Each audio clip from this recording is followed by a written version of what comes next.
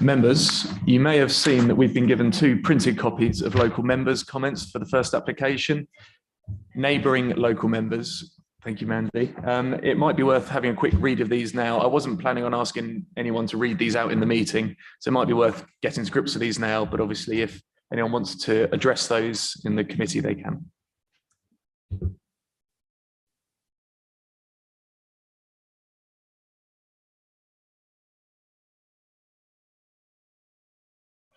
I think they're already on the public website, yes.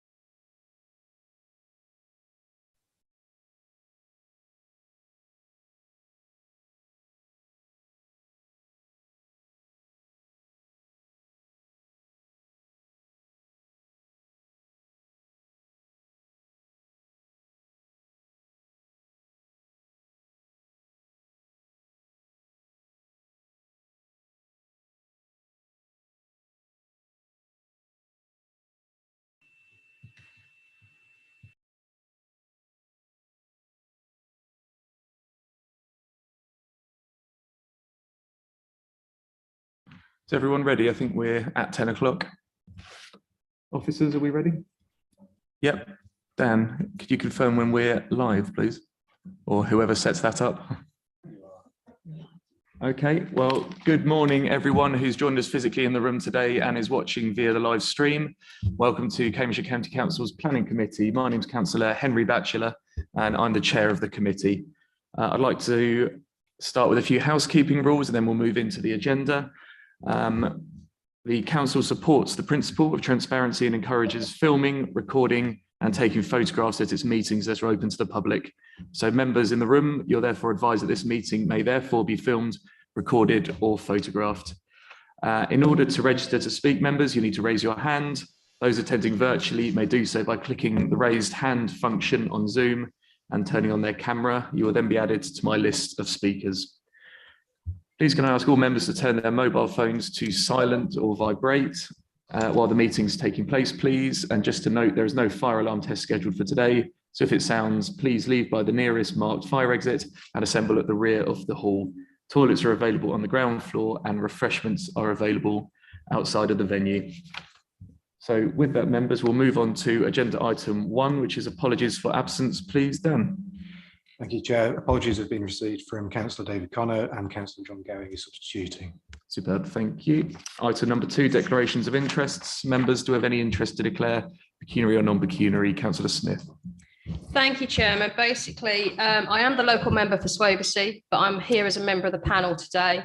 And just as a side note, my partner does own land down Middle Fen, but it's a lot further down from the application site, and he hasn't put in any comments, you know, so just for transparency. Okay? That's great. I think that's been noted. Thank you very much. Thank you. Any further declarations, members? No. Okay, so we will move forward to agenda item number 3, which is looking at the minutes of the previous meeting on the 26th of January. Members, we have the minutes in our agendas. Does anyone wish to raise any issues around accuracy with these? Councillor Gowing. Just one small point. As an American president said, I have no recollection of being here. My name's on me, but I wasn't here. Okay, so I assume you'll be abstaining on that one then. Okay, members, with that abstention, are we all happy to agree this is a correct record? Councillor Bradnam, you're abstaining, that's fine. Okay, so we'll take those as a correct record with the 2 abstentions, and I'll sign those at the end of the meeting. Okay, with that, members, we'll move into the substantive items on the agenda today, starting with item number 4, which is an application for a waste transfer station at Middle Fen Drove, Swavesey. The applicant is Mick George Limited, and it's in front of us today because there is understandably a significant level of public interest in this application. The presenting officer we have is Ms. Deborah Jeekins, who's with us in the room today. So without any further ado, I'll hand over to Ms. Jeekins to present the report to us.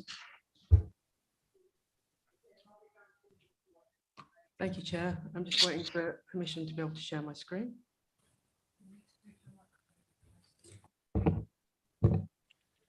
Thank you, Chair.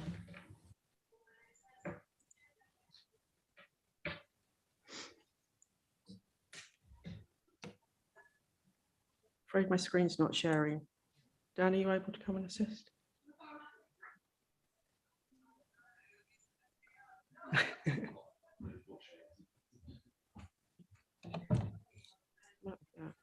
A few technical issues. Anyone that's watching, we'll be with you in a sec.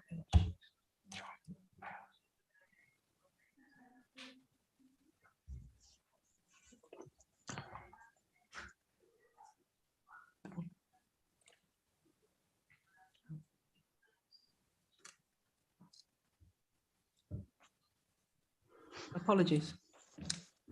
Good morning. The report before members relates to the development at the existing waste transfer station at Middle Fen Drove in Swavesey, and the application is for use of land for waste management, including a new waste handling building. The location of the site is to the northwest of the village of Swavesey, shown outlined in red on the plan on the screen.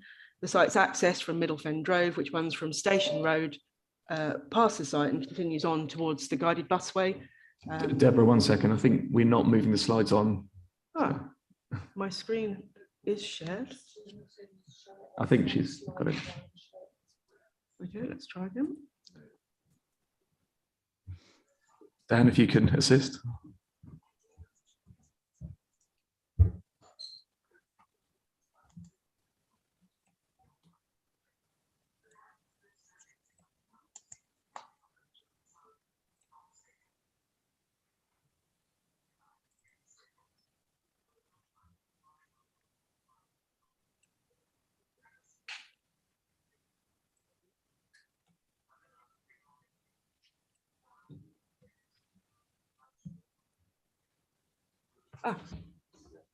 So apologies. So yes, just showing you the location of the site.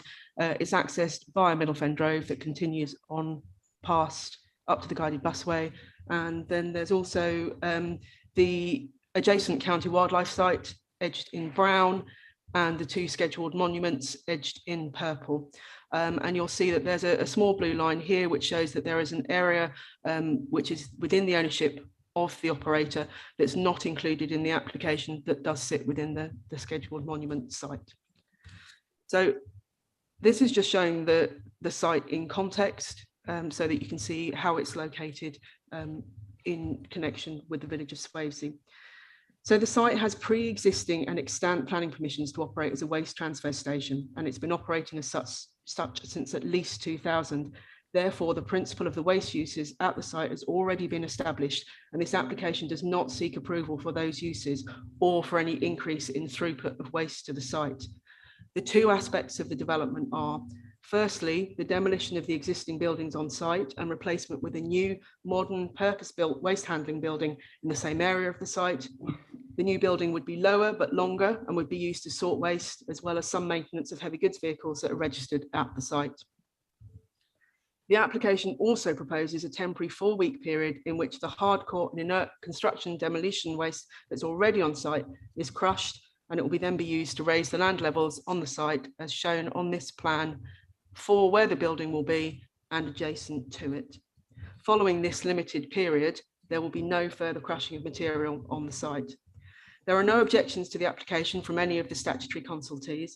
However, County Planning has received 49 neighbour representations which highlight local concerns regarding amenity issues such as dust, noise and pollution, as well as the HGV movements associated with the site and the implications for highway safety on Middle Fen Drove, which is a well-used byway. Dr. John Finney from our Highways Development Management team is also attending committee today and can answer any specific questions that members may have on that point. As the site is already an approved and authorised waste transfer station, if this application is approved, it will replace the 3 existing planning permissions which cover the waste activities across the site, and it will then be one single application permission covering the whole site area. Therefore, this application affords the opportunity to rationalise the permissions and conditions that cover the site. The local concerns that have been raised have been acknowledged and addressed in section 9 of the report. However, the majority of the representations received relate to the principle of the use of the site as a waste transfer station, which has already been established, and not the proposed replacement of the building and raising of the land levels. In recommending the draft conditions set out in section 11 of the report, officers have been mindful that the proposed conditions cannot be more onerous than those that already apply to the authorised waste uses at the site, and also that the conditions must meet the 6 statutory legal tests, which are that they are necessary, relevant to planning, relevant to this proposed development, enforceable, precise and reasonable in all other respects. We are proposing to carry through planning conditions from the extant permissions where nothing has changed, and the operator has offered additional limitations and amendments to the current operations, which include a limitation on the number of HG movements associated with the site, which are currently unrestricted, widening of the site access, a 5 mph speed limit by the HGVs associated with the site, and a reduction in the hours of operation at the site. These amendments, combined with the moving and sorting of waste inside the confines of the new building, mean that if the application is approved, this permission could deliver benefits both to local amenity and highway safety. If the application is not approved, the site can continue to operate as a waste transfer station under the current planning permissions and conditions which do not include any restrictions on HGV movements. The amendment sheet that members have received, and that's also in the public domain, covers suggested amendments to 3 conditions that are a change from what's set out in the report. They are condition 9 on the throughput of waste.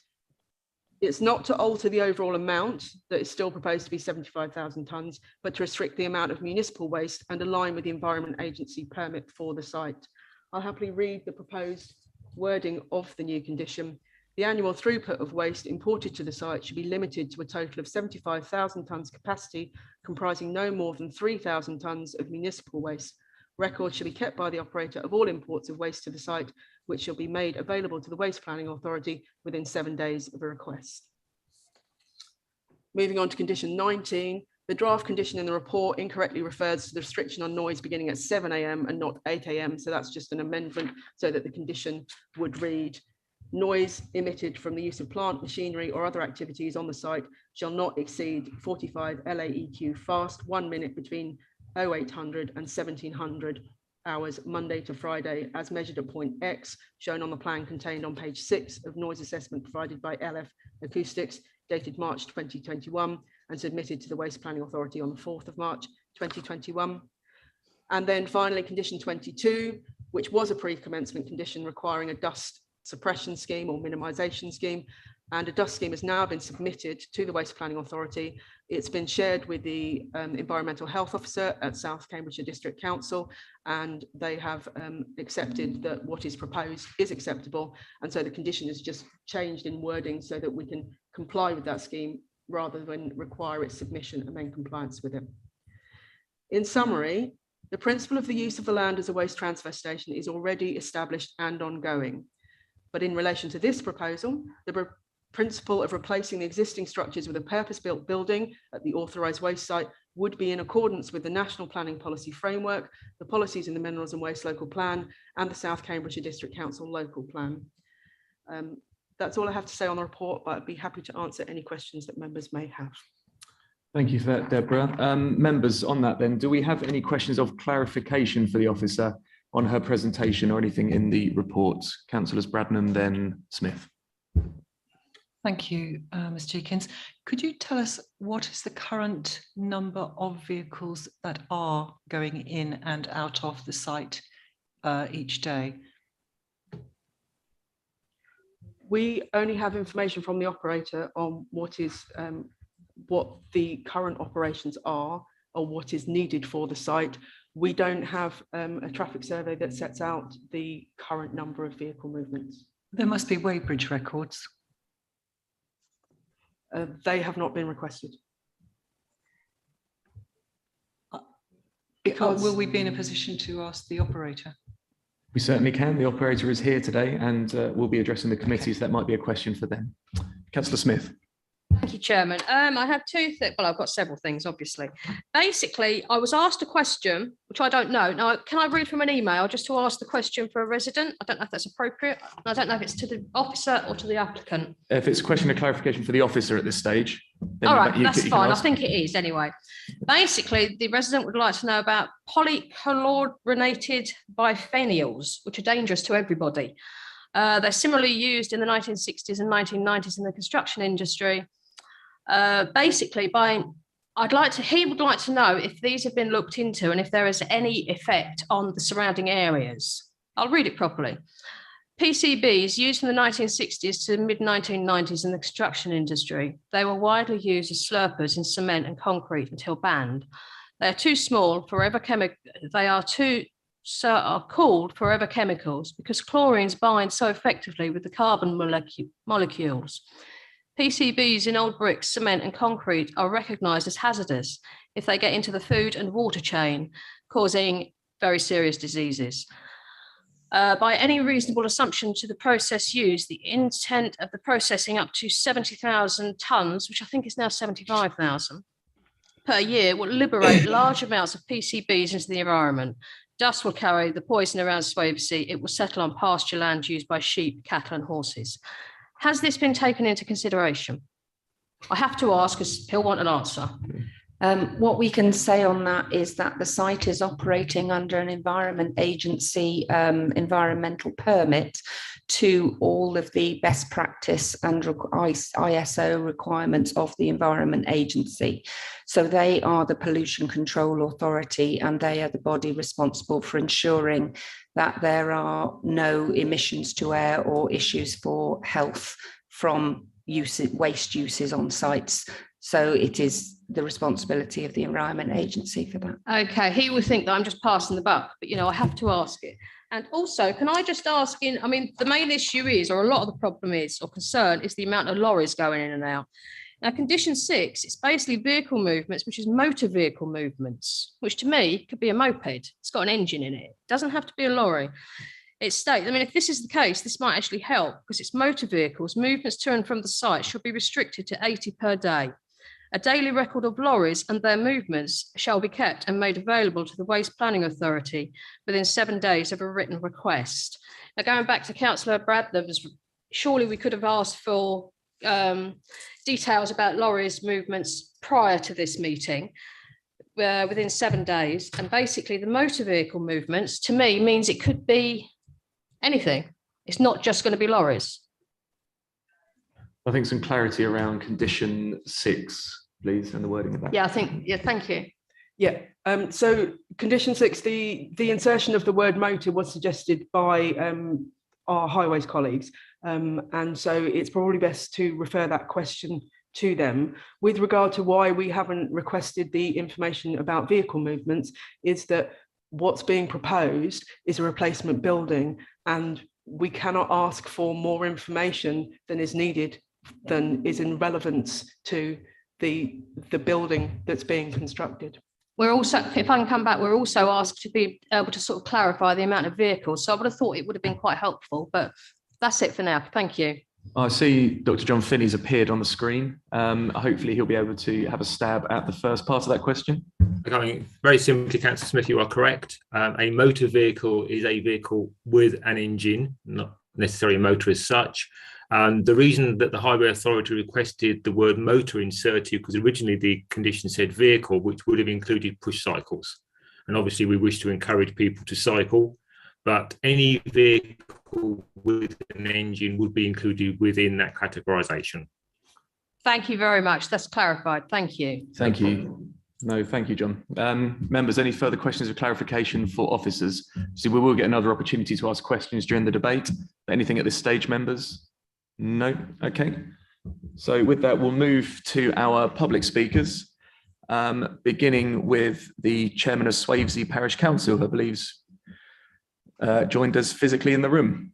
Councillor Warren Wright, if you'd like to come forward to one of the 2 microphones at the table, please. So members, as we do have a few public speakers, in the interest of fairness, I have tried to split the time evenly across all the various sections of public speaking.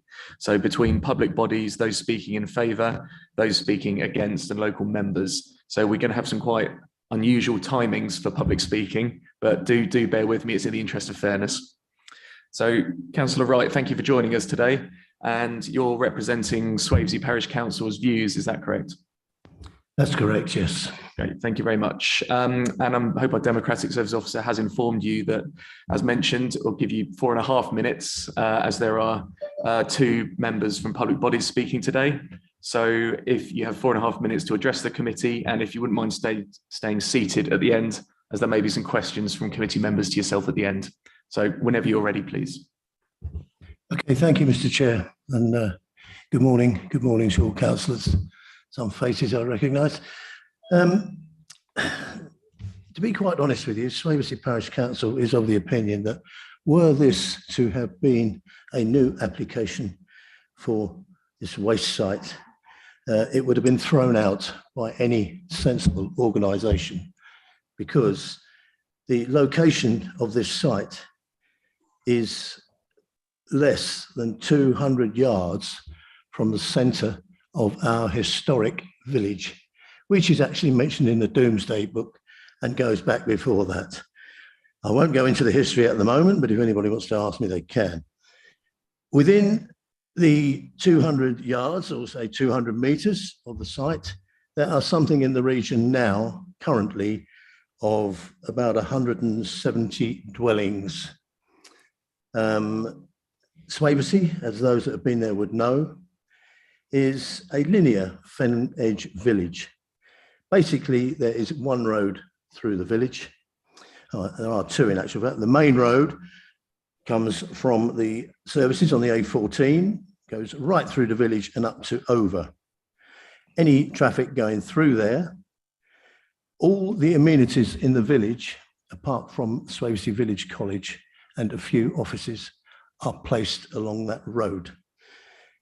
Coming in, there is the doctor's surgery. There is no parking there. It's a health centre, as developers call it, but it is, in actual fact, a bungalow which is put to use. So the traffic queue starts at Boxworth End at the Rose and Crown junction with the road coming in from Fendrayton. Then we now have a new development of 30 dwellings being built, which is just before the Ramper Road junction, and shortly a further 70, the construction of which will begin just 15 yards at the other side of the Ramper Road junction. So any traffic coming into Swavesey, and we do have just an unprecedented amount of construction traffic at the moment, your queue starts there. We then have 2 chapels which regularly have daily events. There are 3 working farms along that route. There are 2 shops, tool hire shops, and so on and so on. And also the Swavesey Primary School, which is actually located on the eastern side of the road, and there is no official actual crossing point for the Swavesey Primary School. Going up, we then come up the High Street, and as we come up the High Street by the Memorial Hall with all its events, we actually enter the 200-metre range of this site. And then we have the Market Street, which has numerous businesses, and the Village Pub. Quite honestly, we just cannot handle this extra amount of traffic. And I know it doesn't sound a lot, but we understand obviously that Mick George does impose a 20-mile-an-hour limit on his trucks, which is very good. But one of the first things we would like, if the permission is granted and we don't see, basically it is in the wrong place. It is completely in the wrong place and would never have been allowed had it not been originally set up as a storage room for plant. We would like to see air monitoring for a start. We would like to have 2 air monitoring pieces because, as was quoted by our county councillor Mandy, there are numerous amounts of carcinogens and PCBs with nasty chemicals within all this equipment, which the materials that are to be, in actual fact, they are to be crushed. Now, what the isn't stated is the fact that obviously there will be, as this crushing goes on, the water will then be applied, and all these water and the carcinogens in it will go into the village ditch, the ditch which runs alongside the actual byway, and it's a byway, it's not a highway. And that will be within the River Great Ouse, probably within about half an hour. I'm surprised that the Environment Agency haven't said this. You mind concluding? Okay. So we would certainly require, we are asking if it's supposed to be allowed, we would like to have 2 air quality meter equipment, so that one around by the site and one in various localities which we as a parish council can move about to actually monitor the equipment. And the we need to do something about the traffic on the primary school. We're nearing the end, please. We've gone quite a bit over the time. Okay. Right, there are numerous things that we would like to say. We would like decibel meters put in, because the quote that we saw in there that restricting limits to 45 decibels does not happen. It is way above that, even 100 yards away. I think that's fine. I think we get Okay. the gist. Thank you very much. If you wouldn't mind staying seated in case there are any questions for yourself, members, Councillor Smith and then Bradnam. Thank you. Mine was brief, but it's probably going to be a long answer. I was just going to ask, do you think the condition, I can't make all the meetings, obviously. Do you think the conditions go far enough for what discussions have taken place? That's what I was going to ask. So No, basically, no. right. Air pollution, you'd like those monitored, for example, yeah? We would like air pollution monitors, yes. Thank you. Yep. Okay, thank you. Councillor Bradnam had a question as well. Thank you. I will be asking the operator this as well, but I just wanted to ask, since we are aware that there are no indication of the number of lorry movements in and out of the site formally as part of this application. I wondered if members of the village of Swavesey have anecdotally taken an indication of the number of vehicles that are currently, under the current circumstances, going in and out of the site on a daily basis. No, we haven't actually been able to count them going in and out of the site. The only assumption that we can get is if they're coming down through the high street and more so coming in from Boxworth End. But you haven't done any informal counting. I can see. We haven't been able to, no. That's so handy. No, and of course, we can't base decisions on anecdotes. No, it's just I wondered whether they'd said, yeah, we That's regularly fine. count 20 or something. Councillor Kindersley, please. Thank you, Chairman. This is not a question for Parish Council, actually, it's for Ms. Jeekins. Just to clarify, the crushing is only going to take place over a 4-week period, although I notice that in Swavesey Parish Council's comments, they refer to a 3-week maximum crushing operation. Perhaps we could have a little bit of clarity over that. Deborah, can you clarify? Thank you, Chair. I don't know where the 3 weeks has come from. I think that was a request from the parish council. In the initial planning statement, it just said a temporary period, and we discussed with the operator. I had suggested 8 weeks, but they've said they can bring that down to 4 weeks, which is why it's conditioned at 4 weeks. May I say something on that? We're talking Briefly, about yes. 3-week period for the concrete crushing, yes? Well, that was actually allowed by the county council licence for concrete crushing when it started about 18 months ago, and there was no licence at the time, and it came back with a 3-week licence, temporary licence with to be noticed in advance. Deborah, I don't know if you want to come back on that. Yes, I can do. I believe that what you're referring to is under the current permissions that the site operates under, there's a condition that says that there can't be any crushing without prior written approval from the Waste Planning Authority. And so around 18 months ago, but I would have to check, there was an application in writing for a temporary crushing period, and that may be the 3 weeks that you were talking about that we then approved. Okay, I think that we've reached the end of our questions. Councillor Smith. Sorry, just one more. briefly, I know, sorry, briefly. So basically, under this new permission, there is only a one-off concrete crushing, which is what's been said by Councillor Kindersley. And can any more applications be made for a temporary crusher? I'd imagine yes, but officers could confirm. In order to do that, there would need to be an application to vary that condition that says that there wouldn't be any crushing, and that would be a formal application that again would be publicised. Thank you. Okay, well, with that, we say thank you very much for taking the time to come in and speak to us this morning. We'll now move to our next public speaker, which is Mr. John Goff, who's speaking on behalf of the applicant, Mick George, I believe. No, they are, but we're taking you next. If you'd like to come forward to the microphone, please.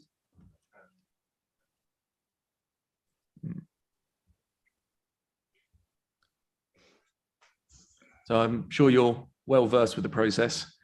And as I said at the beginning, in interest of fairness, to give all sections of public speakers the same amount of time, I'm going to allow you up to 9 minutes to address the committee. That's not a challenge, that's a maximum. So please do take as much or as little time as you please.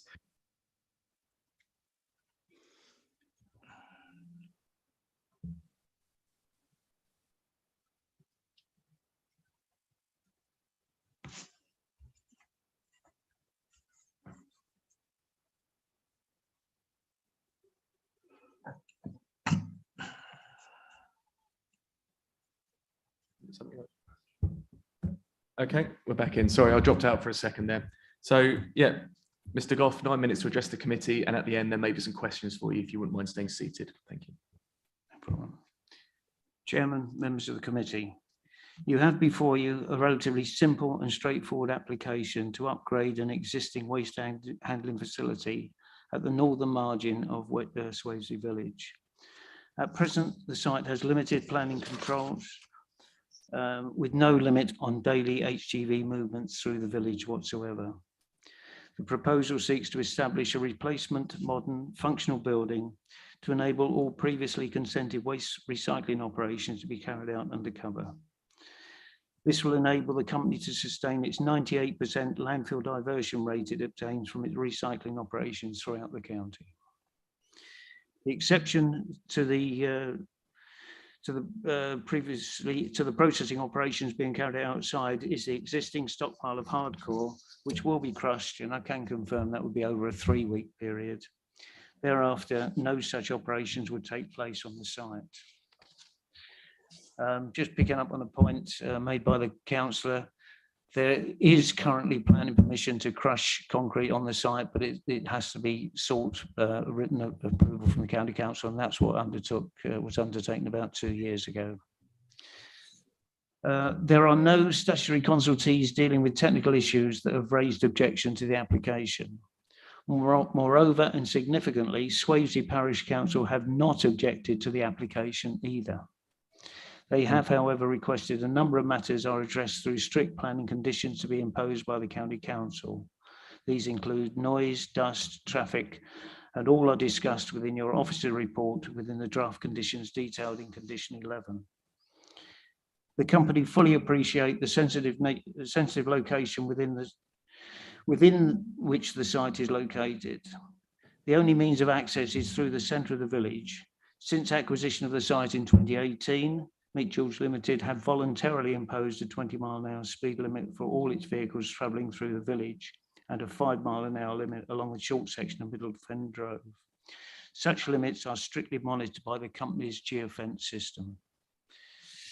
The new permission will impose stricter environmental controls on the sites, which in conjunction with regulatory controls of the Environment Agency will better ensure the amenity of local residents is not unduly harmed. In respect of the written representations that have just been circulated, there was a reference to vehicles travelling through Willingham and over. Just for avoidance of doubt, any skip lorries that are travelling through Willingham are likely to have generated from Willingham. The next village to the north is Erith, and if there was a skip in that village, it would go to our St Ives depot. There was no logic in it travelling to Swavesey. You have before you an emphatic recommendation to approve this application, and we ask that it is fully supported by members. Mr. Chairman, members of the council, thank you. Thank you very much, Mr. Goff. If you wouldn't mind staying seated, as I know there are some questions for yourself, starting with Councillor Bradnam and then Smith. Thank you very much, Chairman. Good morning, Mr. Goff. Thank you for your presentation. I just wanted to ask the same question that I asked before, which is, do you have any records or indeed any indication of how many lorries are currently going into and out of your site each day? At present, there are a limited number of vehicles going in and out of the site because we're waiting for the new planning permission to be granted in order a new structure can be built, and then we can undertake operations in a far more efficient manner on site. So at the moment, would you say there are fewer than 40 per day going in and out of your site? Oh, certainly, but the current planning permission, there is absolutely no restriction whatsoever. I'm aware of that, yeah. I just wanted to check. So how many would you say? Is it like 10 or 10 each way or none at the moment? I suspect the answer is closer to 0 than anything else at the moment, because there's no activity on the site because we were awaiting the outcome of this application. So the maximum of 40 represents more than are currently going in and out of the site? Oh, certainly, yes. Yeah, but, thank you very much. You've got to compare that with what's currently approved. Thank you very much. Councillor Smith and then Corning. Thank you. Basically, why 40? That's 40 in, 40 out, yeah? And basically going back to number 6, it's all motorised motor vehicles or motor vehicle movements. Yeah, the 40 includes staff going to and from the site. Right, so that's not all lorries that are going to be going in and out of that site? No, in reality, the figure, it will be less than the 40. It's the skip load, the skips carry between 4 and 8 cubic metres, so it depends on the size of the skip to the material going into the site. Right, because that seems to be sort of the biggest concern, the amount of vehicles going through the villages. And, you know, I grew up in Swavesey, so whether that's an interest, so I've seen it grow, I know the streets. And some of your lorries are quite big, some of the vehicles are quite big. So some of your drivers are doing very well to get through the village. So, you know, that is a thing though. A lot of people have said, you know, when this all started off, the skip lorries, they're fine, but you bring in the Arctics and everything, which, you know, I'm not saying you're not entitled to do, but I'm just trying to get to the bottom of how many lorries.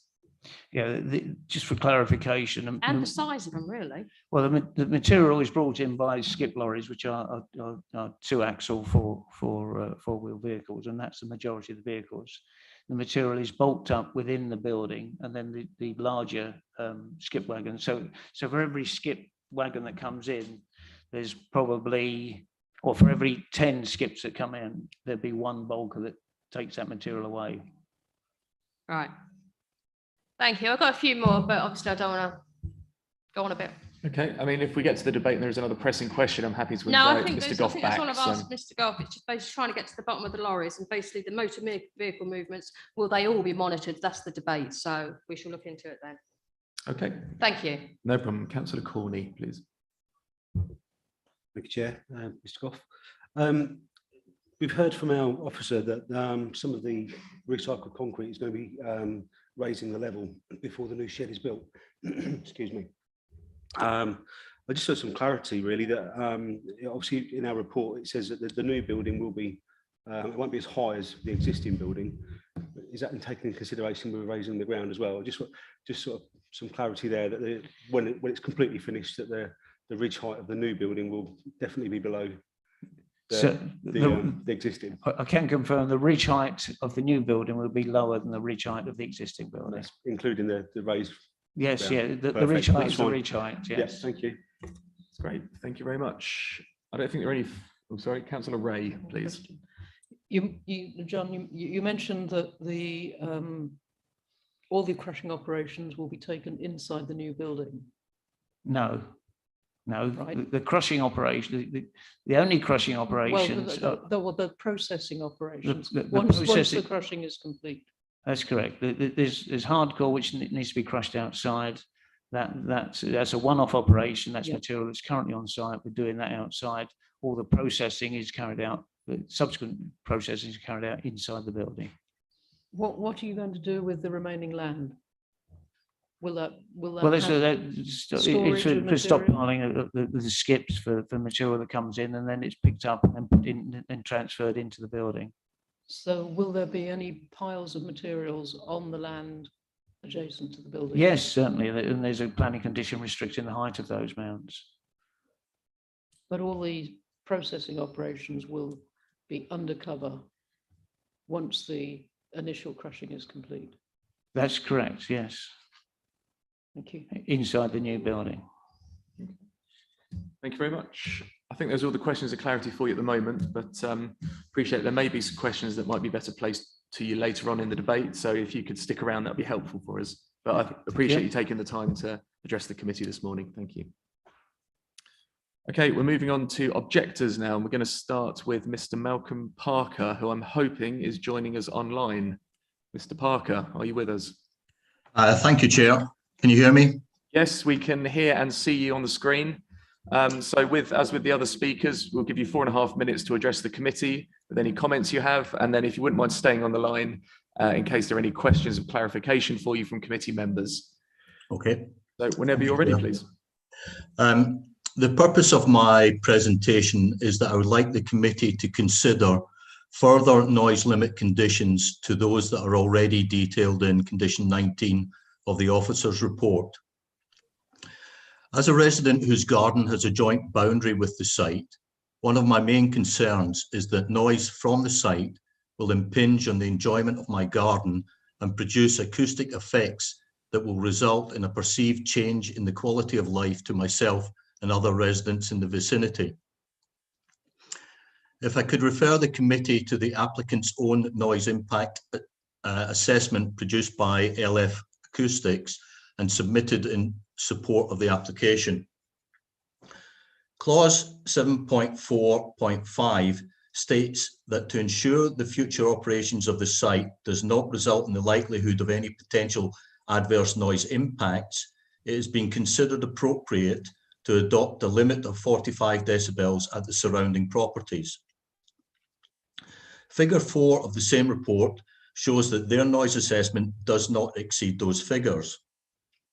However, the noise assessment is based on assumptions of how the site will operate, sound attenuation by buildings and vegetation, etc. Should the site be operated in a different way in the future, or the buildings are not maintained, this would invalidate the report. In order to protect residents from potential changes to their quality of life in the future, I request that noise emitted from use of plant, machinery or other activities on the site shall not exceed 45 decibels as assessed in the officer's report condition 19. The noise measurements to be taken at the residents' properties as shown on figure 4 of the noise impact assessment. These measurements only need to be taken in the event of noise complaints by residents relating to the site operation. Thank you.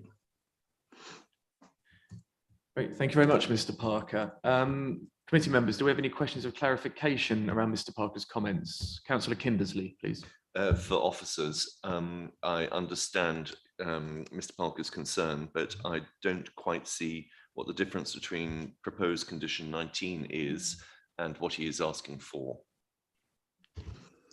Okay, proposed condition 19 relates to a noise measurement at one specific point, which is not at the dwellings that are occupied. My suggestion is that there are also additional points of measurement of the sound at the actual dwellings. Okay, I think that's understood. Thank you. Unless officers, you wish to come back on that briefly?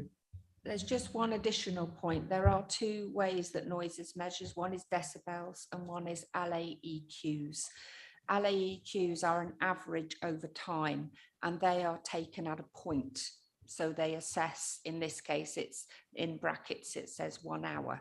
So the noise would be monitored over that hour and at no time should the average be above 45 LAEQs. The example that was given to me to explain this was if you go to a concert and there is a limit on the building that says that the band cannot go above so many LAEQs in a 15-minute period, then they will line up their tracks appropriately to ensure that over that 15 minutes they stay under that limit, but there may be variations in that over that period. A decibel measurement is at a point in time at a property, so it's not an average. Okay, I think that was useful to make that differentiation. Councillor Kindersley, you wish to come back? Yes, I do, because the condition 19 refers to 45 LAEQs fast 1 minute, not 1 hour. My understanding was that, sorry, that should have been an amendment. What is to, after discussion with the environmental health officer, that he was in agreement that what was stated in the LF acoustic report of 45 LAEQs per 1 hour was satisfactory in this instance. Okay. I think the point was in our agendas and also in the amendment sheet, condition 19 it still says 1 minute rather than 1 hour. Yeah, sorry, that's an error. That should be that should read 1 hour. So it should read should not exceed 45 LAEQ brackets fast brackets 1 hour, not minutes. Not fast, no, just 1 hour, as in paragraph 7.4.5 of the LF acoustics report, which states 45 LAEQ brackets 1 hour. Okay. Okay, members, if we can note that alteration to the condition 19, please. Mr. Chairman, as these sort of alterations have come in quite late, is it all right to sort of run them by Mr. Parker and just sort of say, do they help with the concerns? Certainly, Mr. Parker. I'm not sure if you heard all of that was just discussed, but if you did, does that alleviate some of your concerns? Thank you, Chair. No, it doesn't alleviate the concern. The only way to alleviate the concern is if there are measurement points at the dwellings themselves, not just at point X, which is a considerable distance away from the dwellings. Okay, Councillor Kindersley, you wish to come back on that? I do, but only to say if X is closer to the origin of the noise, then surely the 45 LAEQs is going to be triggered much sooner, or yes, much sooner than if X were adjacent to buildings which are further away. So could we have that clarified, please? I mean, that would be the logic anyway. I'm going to ask officers to clarify that if that is possible. Yes, point X would be closer to the source of the noise. I can bring up and show you where point X is if you want me to. Yes, I think that would be helpful for this particular point Mr. Parker's raising. But the point being that it is much closer to the noise and therefore would be triggered much quicker than any equivalent. Just whilst Ms. Jenkins is bringing that up on screen, presumably if there was an issue with noise, this would be an environmental health matter for the district council, which would require noise monitoring equipment produced by the district council. Indeed, and presumably if the conditions were broken, then it would be an enforcement issue as well for the county council. So we're just waiting for the officer to bring up the relevant documentation to help clarify this issue.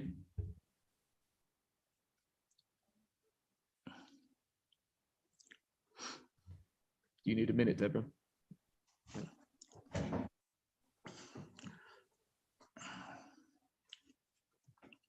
I can see you waving, Mr. Parker. Did you want to come back on something? Yes, if I could do. I understand the point that the councillor is making regarding the closeness of the point X to the noise source, but the noise source could be anywhere on the site. So if the noise source moves, it can then be closer to the dwellings than point X. Yeah, that is correct. As we have it, I see we now have a quite rudimentary drawing of the site. Deborah, I don't know if you want to talk through that. So this point X came through from the permission issued in 2000, and so it is embedded in the LF Acoustics report, and it was a recommendation from South Cans Environmental Health Officer that we carried over the condition as was written and the reference to point X. If I can address Mr. Parker's point with regard to trying to monitor from other residences, we could not put a condition in that would not be enforceable. So a condition saying you have to be able to monitor at a private residence wouldn't be enforceable because that's not within the control of the operator. Okay, well, I think we've covered that point quite succinctly now. I do have other speakers. Is this on the same point, Councillor Bradman? Okay. Thank you. Just on that point, what I noticed from the diagram that is shown on our screen is that point X appears to be, from that rather rudimentary diagram, at a point outside the site in our location plan diagram on page 55 of our agenda. Now, that suggests it's not, it looks actually as if it's on the drove, not on the site itself.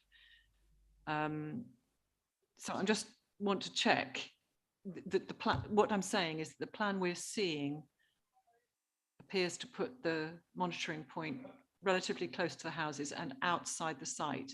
And if the site plan that we have on page 55 is correct, there would be no things going on beyond the diagonal line that we can see in that diagram, because that represents the edge of the site. So it shouldn't make a material difference to the experience of noise at the residents' dwellings, which are further south. I wonder if Ms. Jenkins could clarify that point for us. Please, Ms. Jenkins. Yes, I agree that the point X is on the drove outside the site, and also that it shouldn't make a difference because that is outside of the site. It is on, it's on land that is accessible without needing to go into a private property. Thank you. Okay, Councillor Corney, do you want to come back on this point or a new one? Yeah, I think this was, it kind of makes sense to be where it is. I think we're almost into the debate, aren't we, on this? But it wouldn't make any sense to go onto the applicant's land to do the sound analysis, would it? Because obviously they'd be aware that you're there and turn to quiet mode, wouldn't they? So, yeah. Indeed. I do want to move on from this point if we can at some point. Councillor Sanderson, I'm hoping a new question of clarity for our public speaker. Absolutely, Chair. Thank you. I just wondered if noise attenuation was deemed appropriate, what would we be looking at with that? And also, would that be actually a decision for the district council to make? Just wondered if you could clarify. Thank you. So the District Council, South Cambs Environmental Health, were consulted on the application and did not propose and did not suggest that noise attenuation would be appropriate. They just suggested bringing across the previous condition with regard to the noise levels. So we couldn't suggest any as officers because our statutory consultees, who are the experts on it, didn't recommend them. Exact question. Indeed, and I think as Councillor Kindersley mentioned earlier, if this planning permission is implemented and noise does become an issue down the line, obviously South Cambs does have a responsibility for environmental health, so they could look into it further down the line. Okay, members, any further questions or clarity for our public speaker? No. So I say, Mr. Parker, thank you very much for joining us this morning and addressing the committee. I think we've had a good debate around your concerns there. I'm going to move on now to our next objector, which is Mrs. Claire Thorne, who I believe is with us. Mrs. Thorne, if you'd like to come forward to the table, please.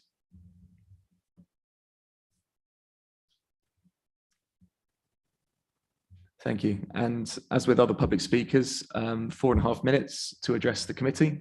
And then if you wouldn't mind staying seated at the end in case there are any questions of clarity for yourself. So whenever you're ready, please.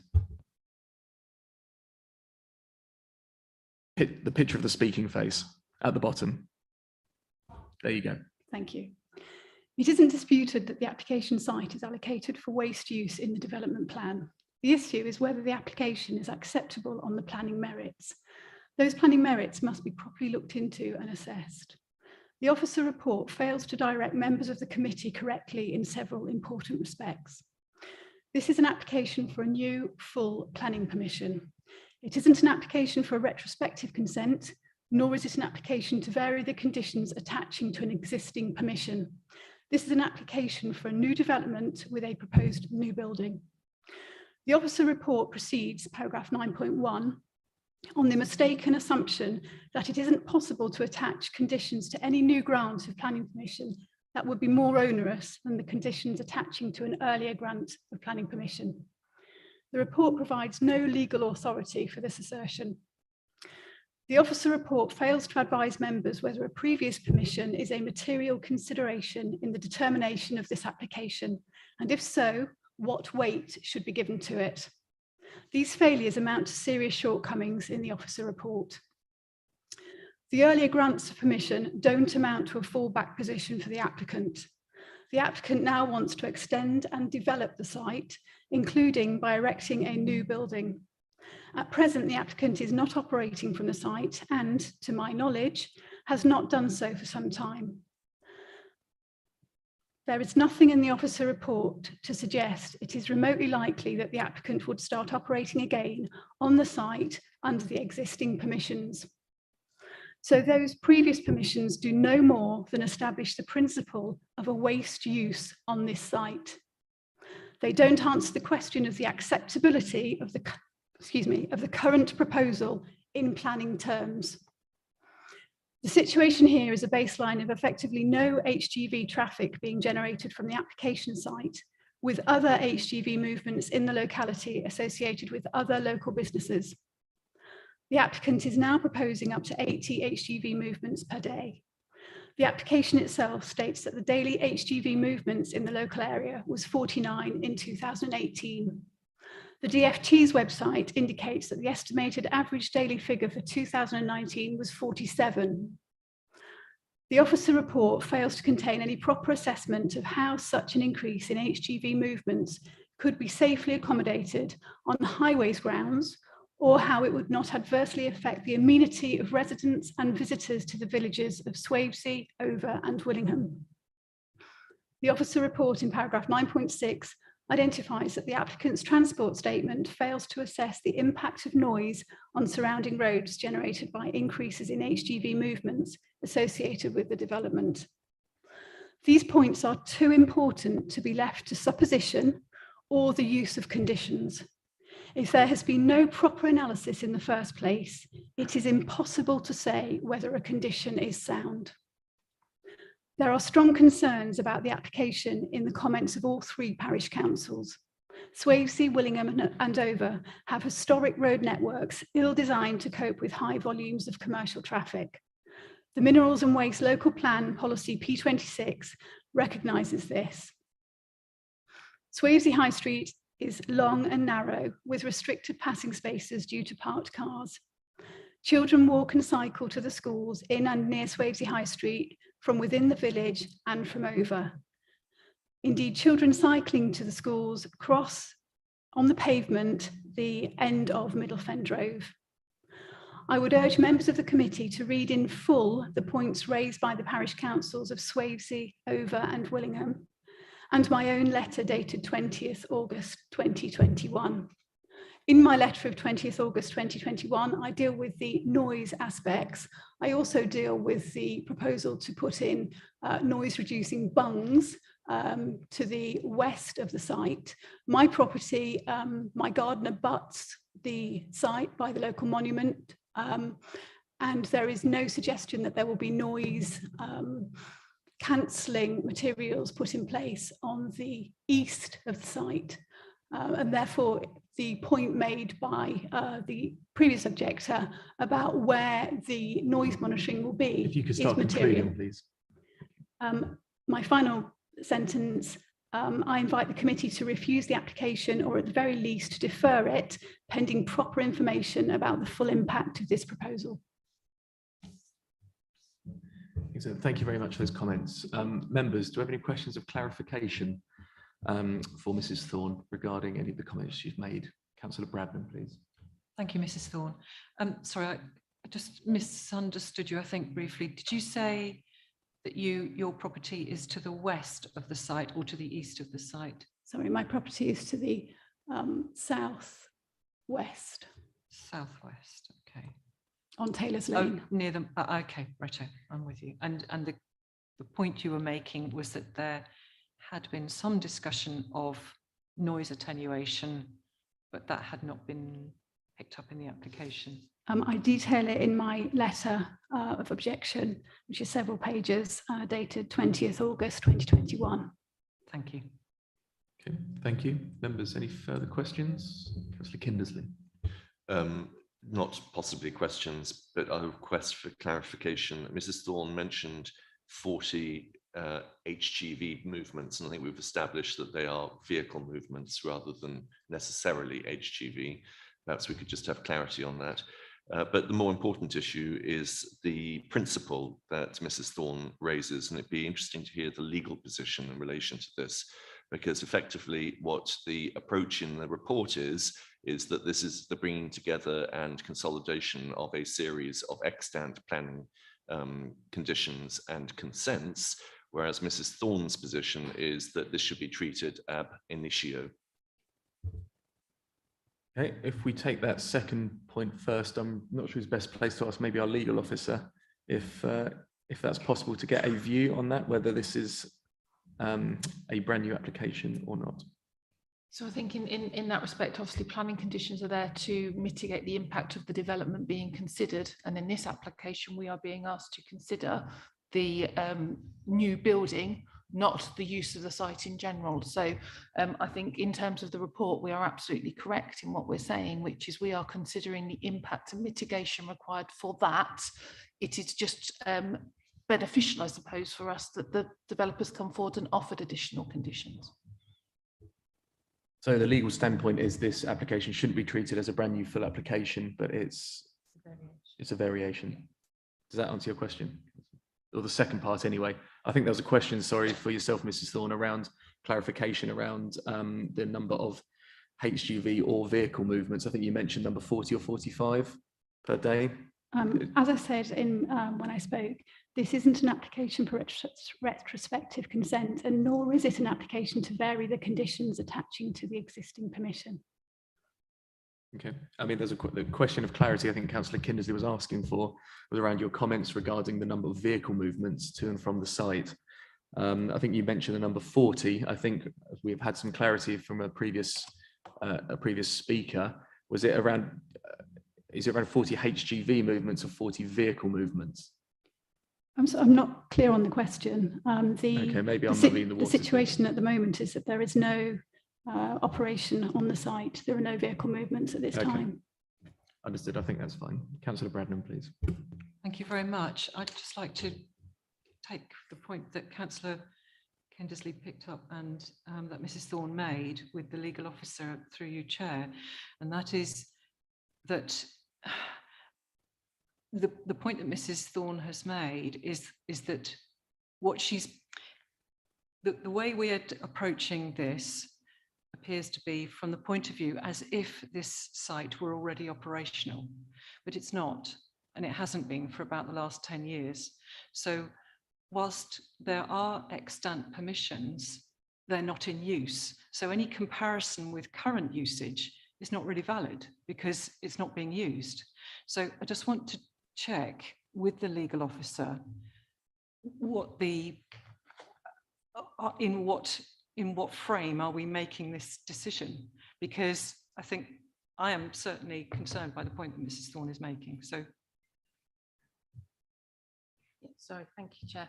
I mean, in this respect, and I may have to defer to the planning officer in terms of the application that's been made. My understanding is the application is not to do with the use of the site, as that has already been decided that it is a suitable use for the site, but it is for the actual building itself.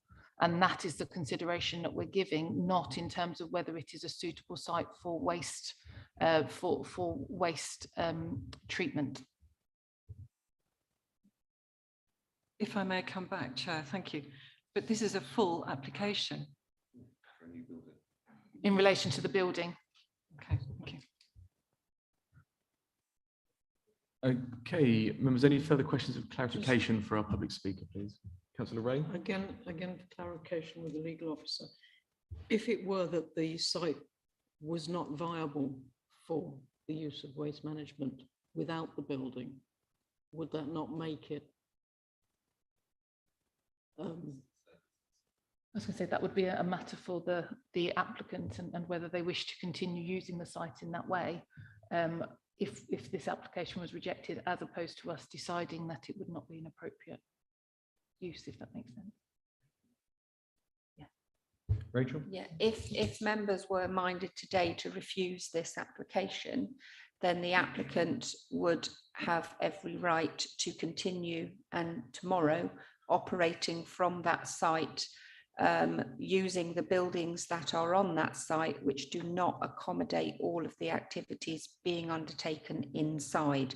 So the application is to remove those two buildings, which are still functional and could be used, but to replace them with a new purpose-built building, which will accommodate all of the activities internally, other than the storage of the material outside, which will enable them to reduce the noise, dust, and all of the other concerns that residents have, because all of those activities will be contained inside. But the applicant would be under an EA permit, would be able to operate legitimately, continue to operate under the existing 3 permissions on that site from this day forward. Okay. But the applicant has not done so for the last 10 years. That's not relevant to this, and I believe, as Mr. Goff has already pointed out, he only took ownership of the site in 2018, and we've been through a COVID period in the interim to that. So the site is not currently operational, but the applicant is now looking to recommence work at this site. That's useful clarification. Thank you. Thank you. Councillor Bretton. Sorry, this may be for the debate. We're still in the clarification. We're in clarification for our public Okay, speaker. I'll Yeah. come back. Okay, thank you very much. I think that concludes all the questions of clarification for yourself, Mrs. Thorne. So I thank you very much for coming in today and speaking to us. Members will now move on to our next part of public speaking, which is comments from local members and neighbouring local members. You may have seen, for those not in the room, we have two written representations from neighbouring county councillors. Councillor Thompson, who represents Longstanton, Northstowe, Over Oakton and Westwick, and also written representations from Councillor Neil Goff, who represents Cottenham and surrounding villages. I'm not proposing to read these out in the meeting, but just so those watching online are aware, all members have had sight of both of these comments, all of these comments in full, and I trust them to take those on board when making a decision today. Also worth noting, as mentioned at the start, Councillor Mandy Smith, who's on the committee today, is the local member for this area, but is reserving her comments for the debate. So with that, we will be moving straight into the debate. Now we've had all of our public speakers. Yes, indeed, apologies. I believe I almost forgot someone there. We have Councillor Bill Handley, who's joining us online, who is a district councillor for Over and Willingham. Bill, are you with us? Yes, I can see you on screen. Can you see me, hear me? Yes, we can see and hear you, Councillor. Thank you for joining us today. Okay, thanks. As well as the public speakers, 4.5 minutes to address the committee. Then if you wouldn't mind staying on the line in case there are any questions of clarification for yourself at the end. Okay. Thank you. Can I just, first of all, Chair, say that Councillor Neil Goff represents Willingham, which could well be affected by what's going on at Middle Fen Drove. But yes, I'm one of the district councillors representing the residents of Over and Willingham, and I'm a resident of Over. I'm also relaying the views of several Over residents who've contacted me with concerns about this application. The concerns are primarily for reasons of highway safety. Residents and I believe that this is a wholly inappropriate application and should be refused. The applicants claim that extending the facilities will lead to a reduction in the number of vehicles down to 80 a day. It just doesn't make sense. They're not going to spend this huge sum of money to reduce the amount of business that goes to and from it. I would comment first of all on the claim that under the current planning consent, the site can receive limitless trucks. It can't. It can't, because the current layout of the site restricts the throughput of waste and acts as a natural limit to the number of trucks that will access the site. I also think it's pretty incongruous for Mick George to claim that spending this massive sum will lead to a reduction in business.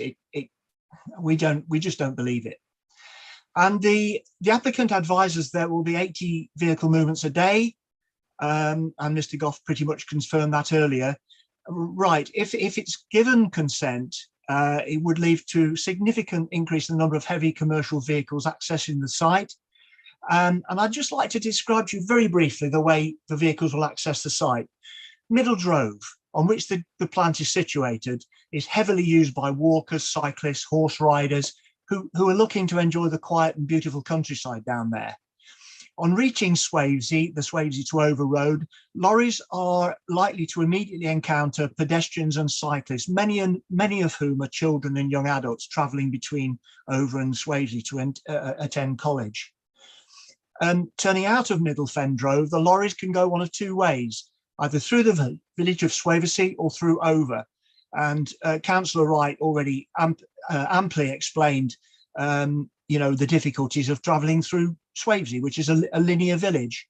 Long lines of parked vehicles. Anybody who, like I do, who uses Swavesey will know how difficult it is to get through Swavesey at any time of day, and particularly at peak times when the schools are at beginning and the end of the school day. The road between Swavesey and Over, if they go that way, is used by people accessing the Cambridge Guided Busway, by young people travelling to Swavesey Village College. It's in very poor condition, and 80 extra vehicle movements will hasten its demise. The footpath, on one side of the road, was given what was described as an upgrade a few years ago, but it isn't fit for purpose. It's not wide enough. for both pedestrians and cyclists, and pedestrians often have to walk either very close to the road or actually on it. Skip lorries passing on this stretch of road will be forced to run their wheels really close to the pathway, making this route very hazardous for users of the footpath. The village of Over doesn't really have a main street. Residential roads, narrow roads made narrower by parked cars. There are old buildings with poor foundations located very close to the road, which could be damaged by heavy vehicles.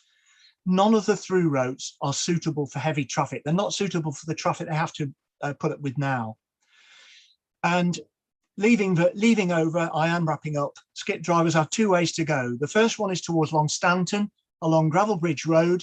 It's in poor condition, deep ruts to the side of the tarmac, which road users could be forced by large vehicles to drop into. And pedestrians accessing the Norman Way industrial estate have to walk in the road because there's no footpath. The second road out of Over means that lorries will end up at the B1050 crossroads in Willingham, on High Street in Willingham. It's a village which already has desperately serious problems with high traffic volumes. You can start winding up, heavy please, vehicles. Councillor. Last para, Chair. I want to persuade you that this is not fit for purpose. The roads are not fit for purpose without huge sums being spent. And this application should be rejected. And at the very least, the council should defer the application pending an independent survey of vehicle movements and an in-depth assessment of the likely effects of increased traffic on highway safety. Thank you. Superb. Thank you very much, Councillor Handley. Members, do you have any questions of clarification, the District Councillor? No, I think that was all very clear, Councillor Handley. So again, thank you very much for your time and addressing the committee this morning. Members, we're going to move on from public speakers now and into the debate. Of course, we do have the ability to ask officers any more questions of clarity if any more have come to us since the officer's introduction, and obviously we do have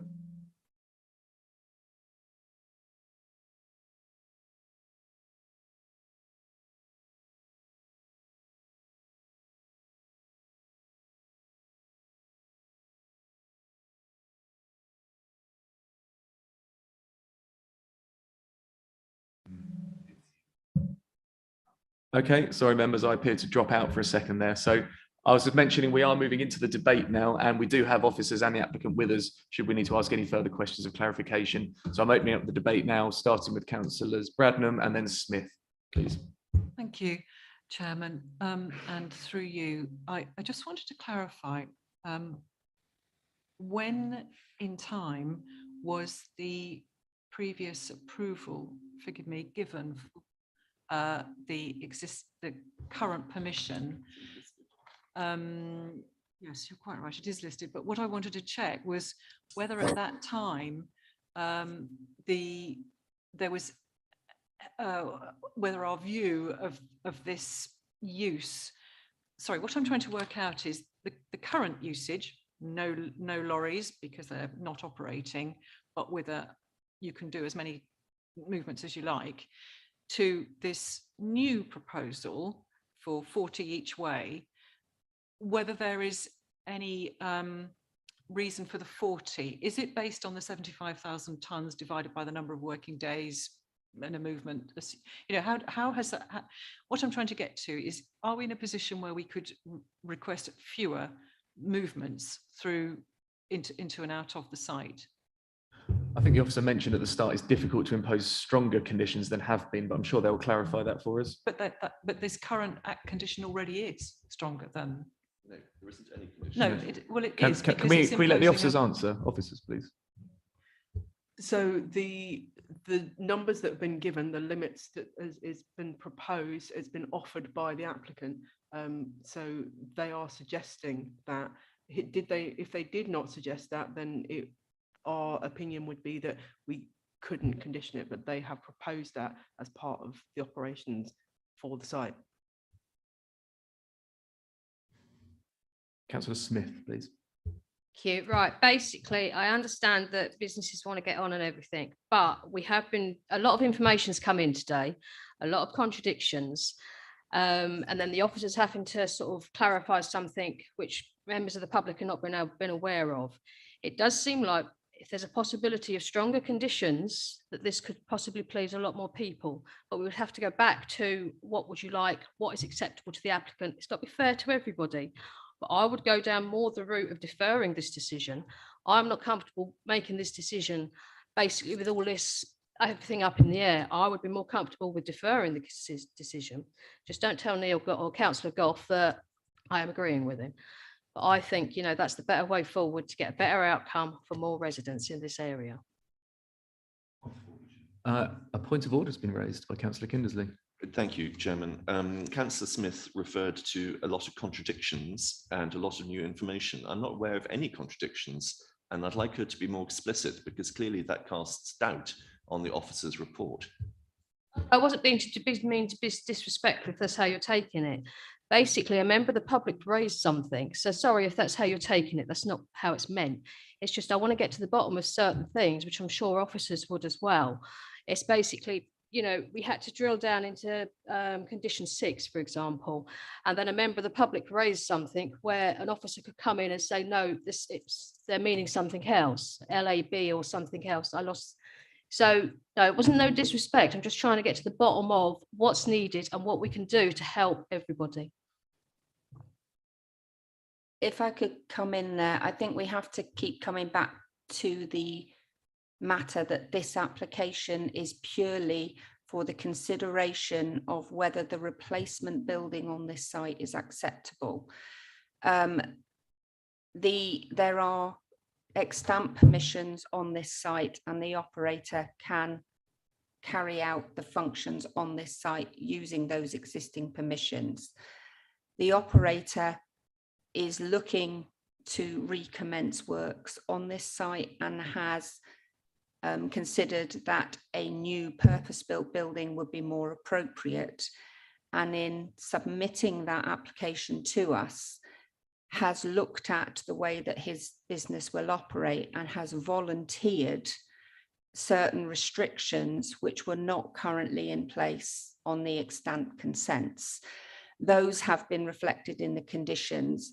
Nothing in the conditions that have been put before members has changed from what was in the applicant's submission. So the 45 LA EQ 1 hour is what is stated in the LF acoustics noise assessment, which has been assessed by the district's environmental health officers and has been viewed by anyone who's made representations on the application. The vehicle movements are what has been identified by the applicant based on the existing levels of importation limits that are currently in place on the existing permission. There is a limit of 75,000 tonnes, and that is what the applicant is asking for now. So there's no increase in annual throughput, no increase in the level of activity. What the applicant has confirmed is, whereas before crushing could take place, the applicant has confirmed they do not want to do that at the site. So the vehicle movements are based on a calculation of staff movements, HGV movements, skip movements, the bulker lorries that the applicant has considered and has put forward that they believe they can operate the site with 40 vehicles in and 40 vehicles out a day.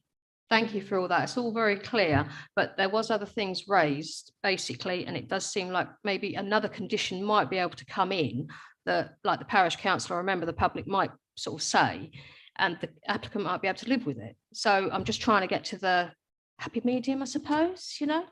So that's why I'm thinking of deferral. Thank you. Okay, I think we've heard the officers' views clearly. We can make a decision on it, but I do have other members registered to speak, so I will take those first. Then I'll come back to you at the end, Councillor, to see if you still wish to put a deferral forward. But I'll move on to our next speaker now, please, who is Councillor Corney. Thank you. Thank you, Chair. I think a lot of what I was about to say, our officers just kindly pointed out. Excuse me. I think if we were looking at the application as a business as a whole now, I think it'd obviously be very different. But we're not. As we've said, we are looking at the building. I think, you know, sometimes we will have to make a decision, you know, we'll go along with something that we don't necessarily agree with. But you know, the application is for a building today and not the usage. And I think we have to, you know, I think if there's an opportunity here to add a few conditions to improve the, how that's used, well, I think that's the win that we have to look for. I'm not going to, I won't go quite as far as proposing it, but I am of a mind to do that.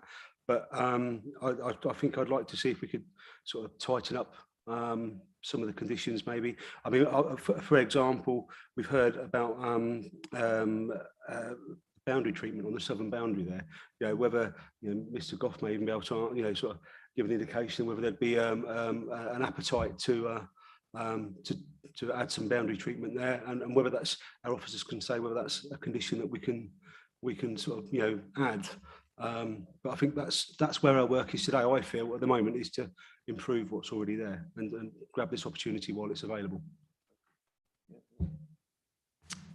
Okay, I mean, obviously, if we do decide to approve this application today, we need to have all the conditions as we want them at the time. We can't come back and add conditions in afterwards. So if members do wish to discuss conditioning and potentially amending or adding conditions, that would need to be done now in the debate before decision. I'm going to take Councillor Bradnam and then Gardner. Thank you very much, Chair. Firstly, could we ask Ms. Jenkins to stop sharing her screen, because we are thereby confined to a little corner of the screen. Not that I want anybody to see us, but anyway, particularly. But I just wanted to clarify, as Councillor Corney has, and I just wanted to refute the point that Councillor Smith made. I do understand why she was making it, but there haven't been contradictions today. There may be things that we didn't want to hear, but the officer's report is faithful. It's been confirmed that legally we are able to make the decision today, and some of the information we've received is unwelcome, but that's what we as a planning committee must deal with. But I just wanted to also point out that this is one of those situations where the residents have, even though this site has had permission for an operation, the residents have enjoyed a period of quiet for them because it hasn't been operating. And obviously, when an operation then picks up its permissions and starts to use them, that's obviously going to be an unwelcome change for them. And so we do need to protect them as much as we can under the conditions that are in existence and those which we propose.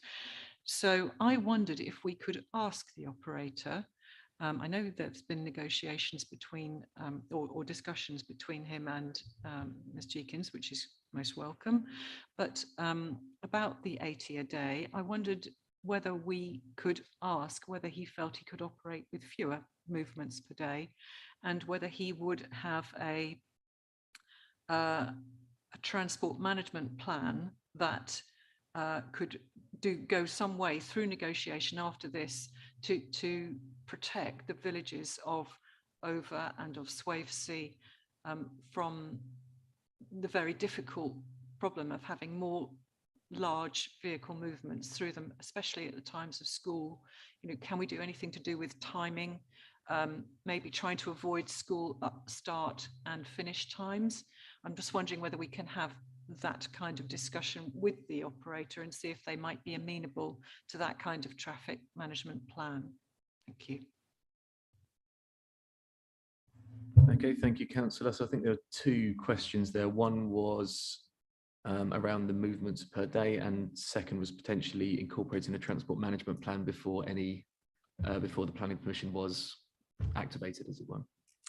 I don't know if Mr. Goff would be willing to come back on that, or wishes to make any comments. It's not essential, but I'm offering you the opportunity should you wish to.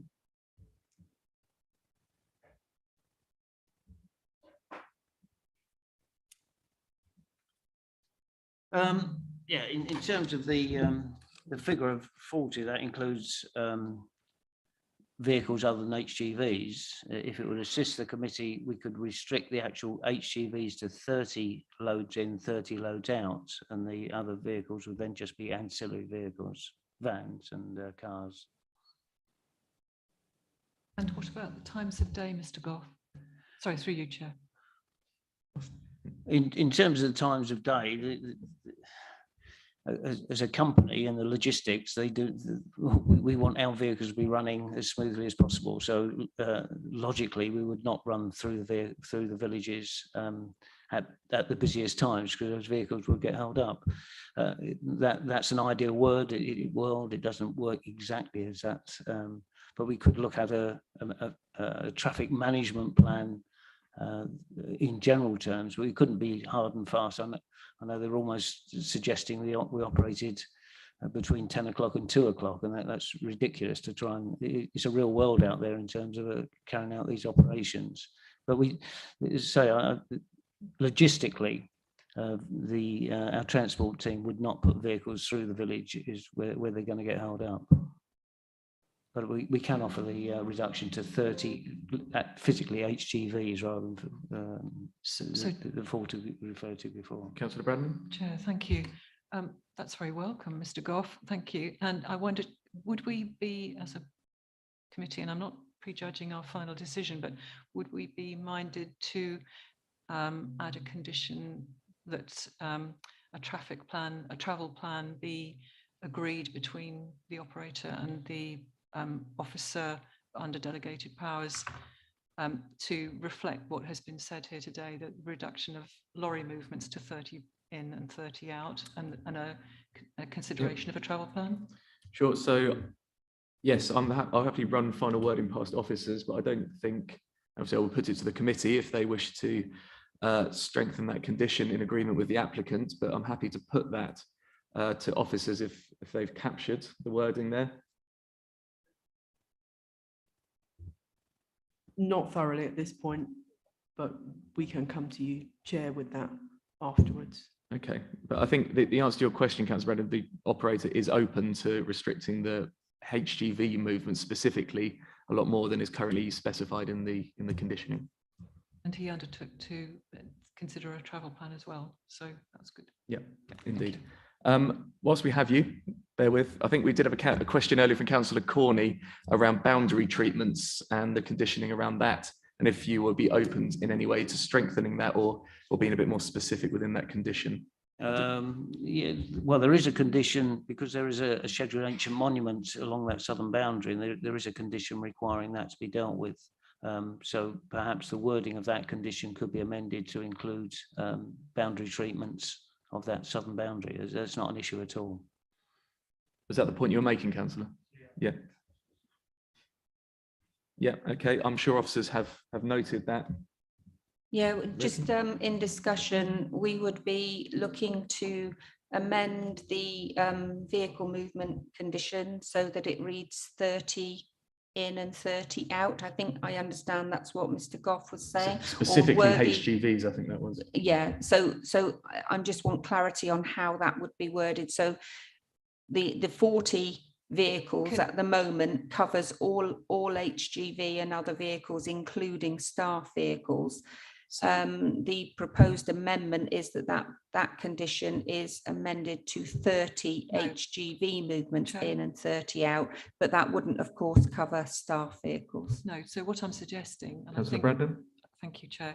What I'm suggesting, and that I think Mr. Goff has agreed to, is in addition to the wording that you currently have, it should read at 6, motor vehicle movements to and from the site shall be restricted to 80 per day, 40 in and 40 out, of which 30 will be HGV vehicles. 30 in and 30 out will be HGV.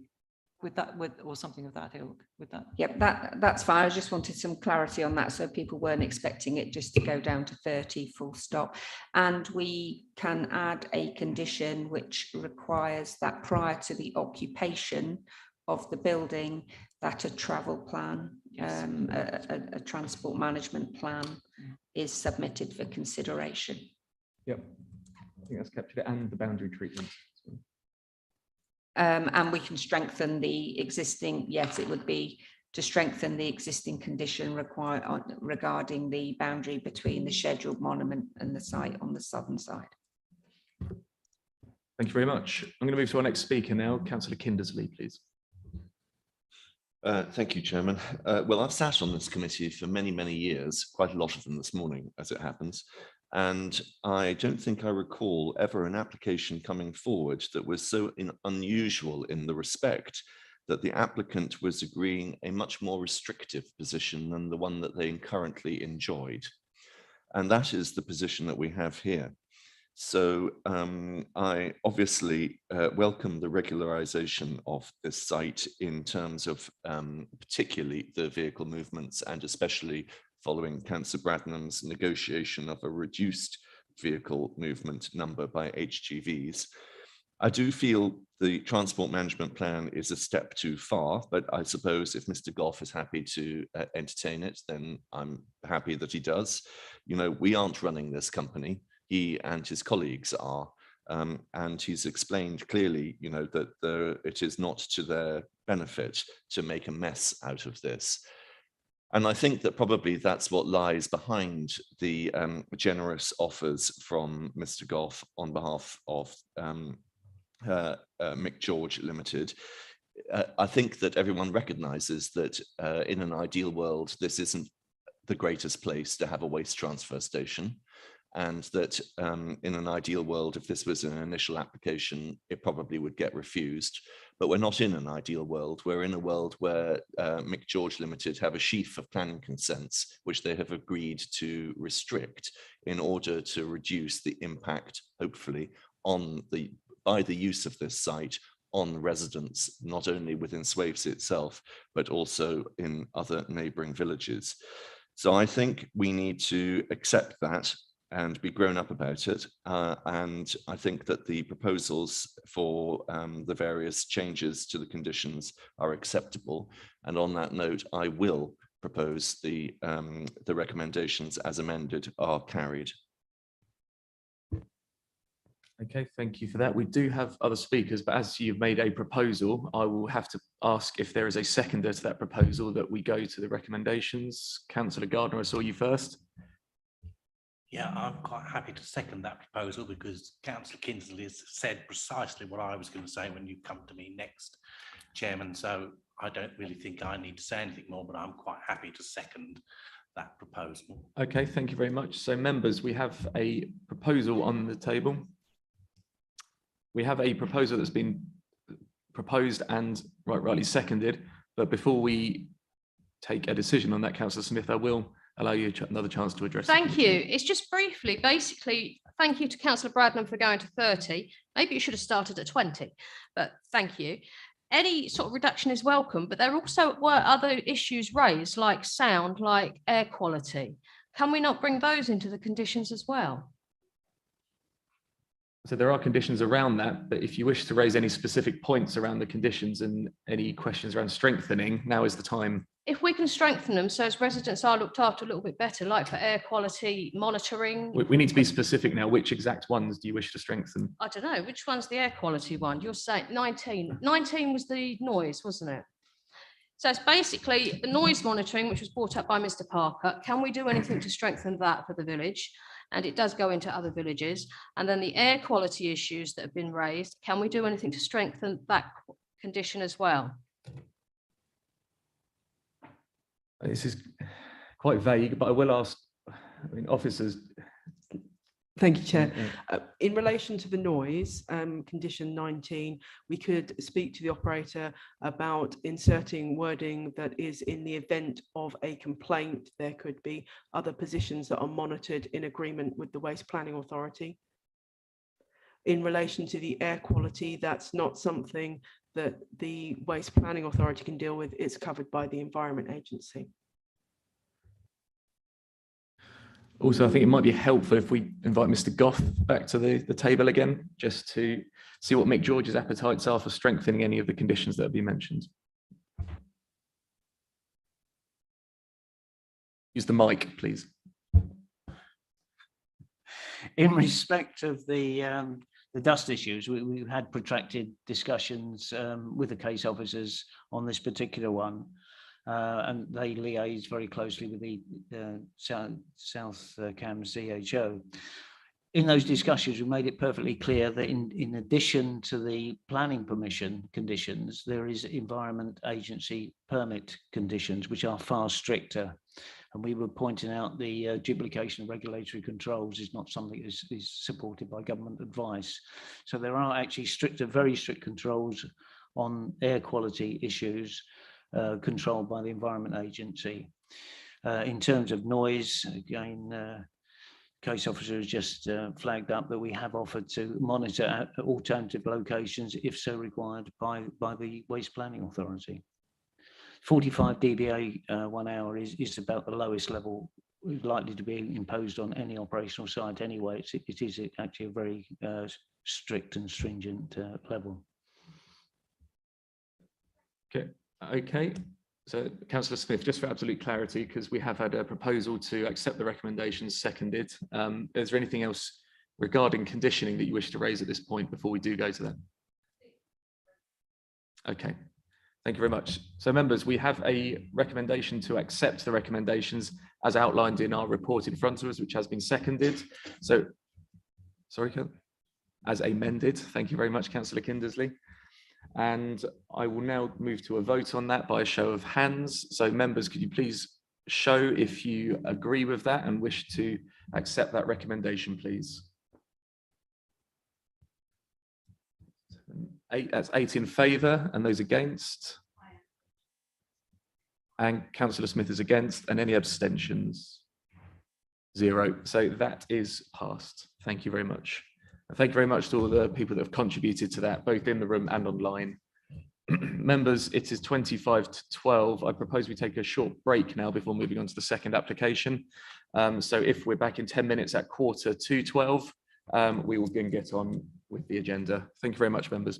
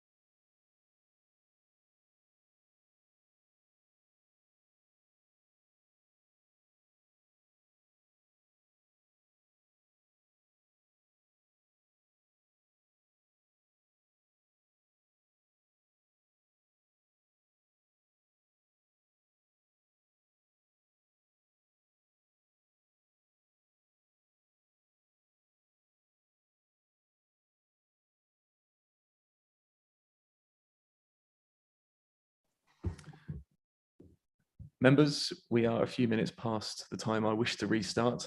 So we're going to get pressing on, please. And we're on to agenda item number, wherever I've lost it now, agenda item 5, which is an application for an erection of a single-storey 60-place social, emotional and mental health school for pupils in key stages 3 and 4, and all the associated works that comes with that. The application site is the land north of Barton Road, east of Gads Lane and west of the Still in Wisbech. The applicant is the Education Department of Cambridgeshire County Council. And the reason it's coming before us today is because the application is a part of the West Wisbech General Concept Plan. And under that, the policy LP7, everything within that plan has to come to the Planning Committee for transparency. The presenting officer is Kirsty Carmichael, who I believe is in the room with us. Good morning, Chair. Morning, Kirsty. Okay, well, without anything further, I'll hand over to you to introduce the report. Great, thank you. So the proposal would replace the existing Riverside School in Wisbech, which doesn't meet current building standards. This plan shows where the application site is. There's a black dot, and it's roughly sort of 2 kilometres west of Wisbech. So this shows the master plan. This is Gads Lane. We need you to talk into the mic, otherwise people online can't hear you. Okay, sorry. So Gads Lane is located to the west, Barton Lane to the south, and the Still footpath is located to the east. The teaching blocks are located central to the site, with the car park to the east and playing fields and amenity area to the west. And there is extensive landscaping proposed around the site.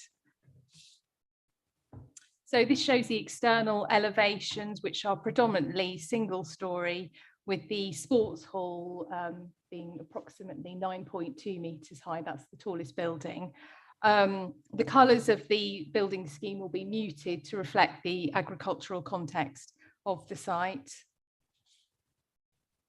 Highway mitigation measures are proposed. These consist of a bell junction, a new school access, shared cycle and pedestrian highway signage, and the applicant is proposing to reduce the speed of the road from 60 miles per hour to 40 miles per hour in this stretch, and that will be progressed by a traffic regulation order, which is carried out separately to the planning process.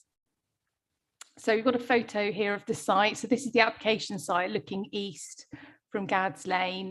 That's Barton Road on your right. So this is the application site looking north towards the existing countryside from Gads Lane.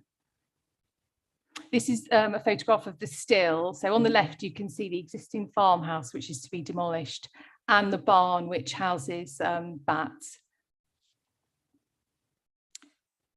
And we've got a couple of CGI images. This is a proposed view of the school from Barton Road. So you can see the extensive landscaping outside the front, which will front Barton Road. And this is an aerial view of the proposed school. Thank you. That's my presentation over. Very succinct. I appreciate that. So members, do we have any questions of clarification at this stage for the officer around any of her presentation? We do not. So thank you very much. With that, we'll move on to public speakers and members.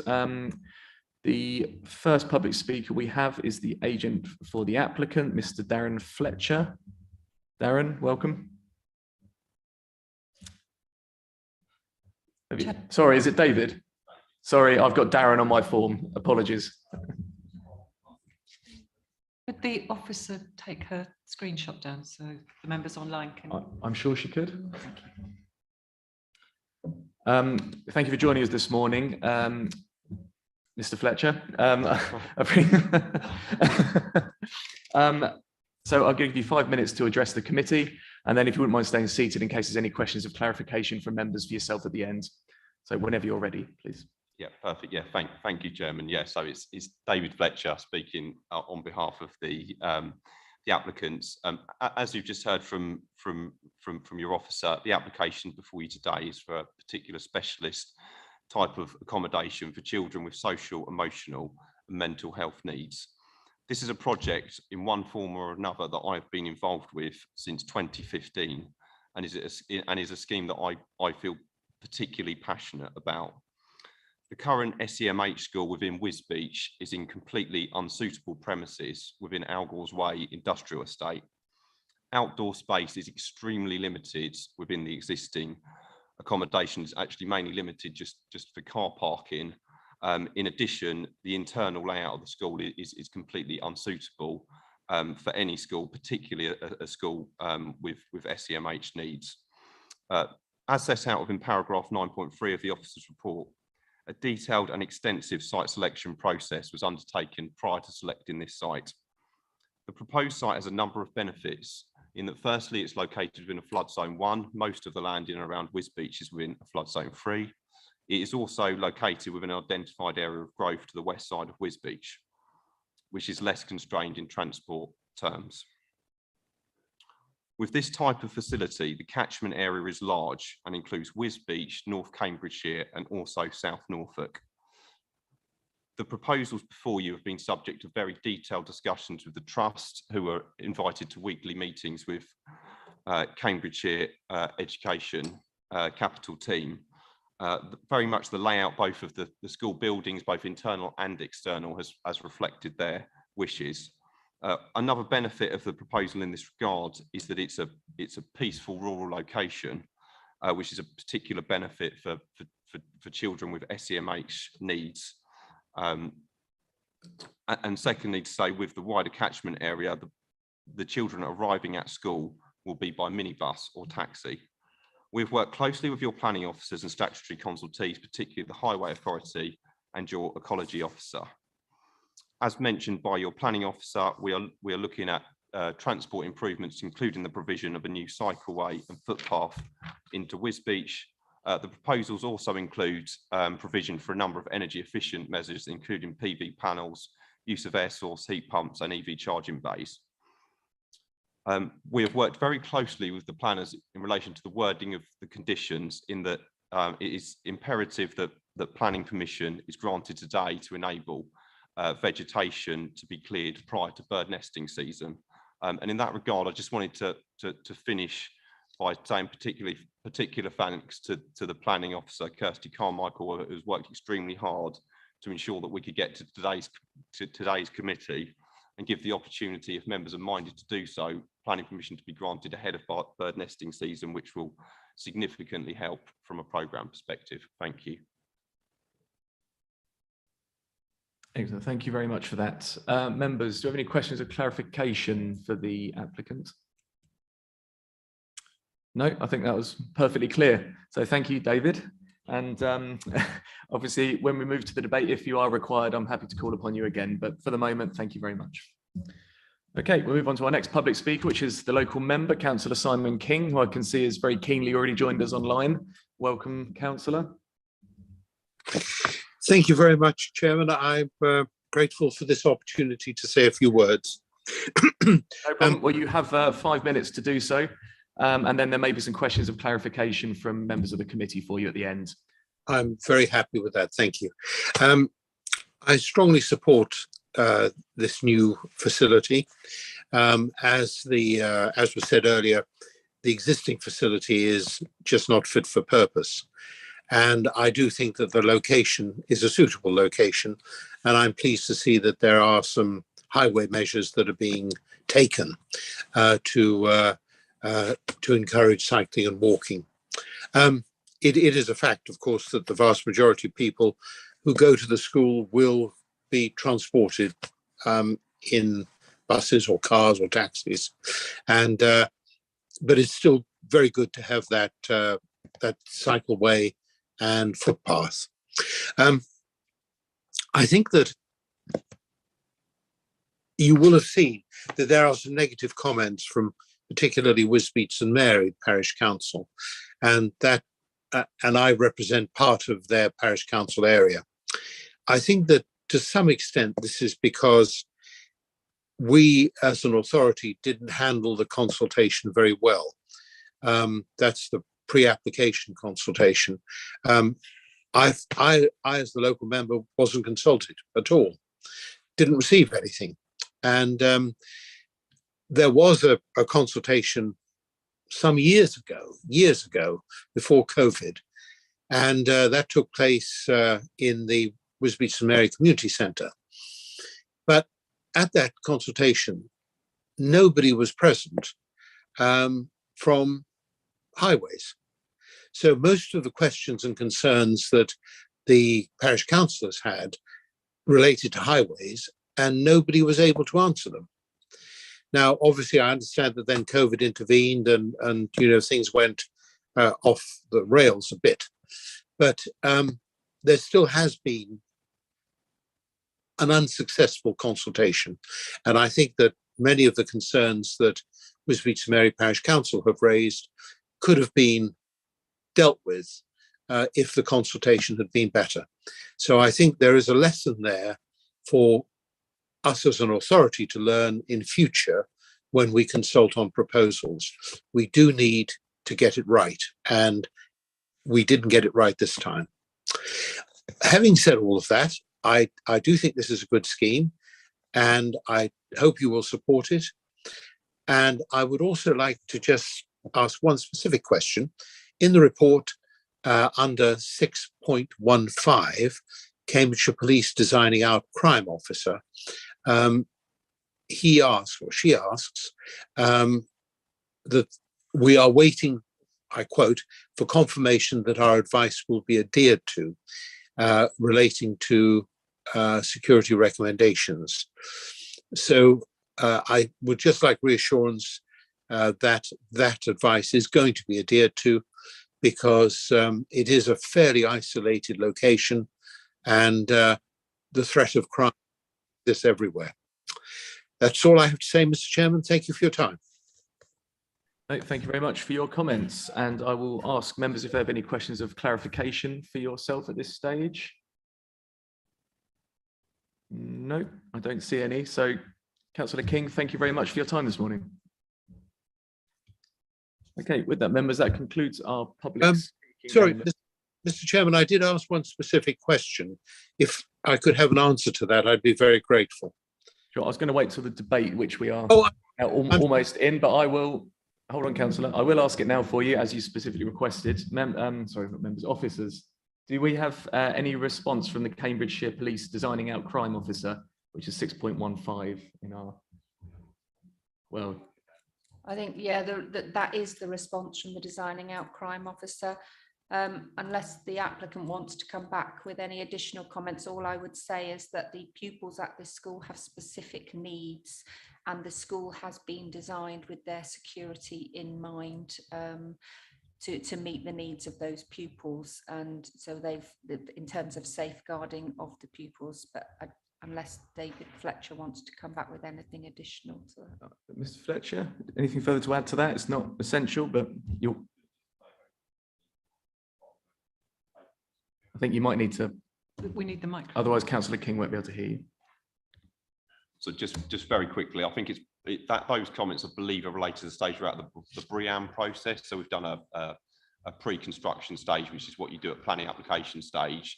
If planning consent is granted today, the next stage would be moving on to a more detailed assessment, where I think some of the more detailed comments from the liaison officer, which are less planning related, will be picked up. Okay, thank you. So I don't think that specifically answers your question, Councillor King, but you've heard from the officer and the applicant on that. I have, Mr. Chairman, and I'm very grateful to you all, and I will look forward to that advice being implemented where appropriate. Thank you. Thank you very much. Okay, members, we're now into the debate. Obviously, we do have officers and the applicant with us. Should any further questions be required? Councillor Kindersley, I'll start with you, please. Thank you, Chairman. Right, splendid application, very straightforward. Move the recommendation. How did I guess? Does anyone wish to second that? Councillor Corney. Yeah, more than happy to second that. I don't need to add anything. Thank you. Okay, superb. Members, final opportunity for any points that anyone wishes to raise? No. Okay. Well, we have a proposal to accept the recommendation as in the papers, which has been seconded. Members, I'm going to take a vote if members could show hands to accept that. 2, 3, 4, 5, 6.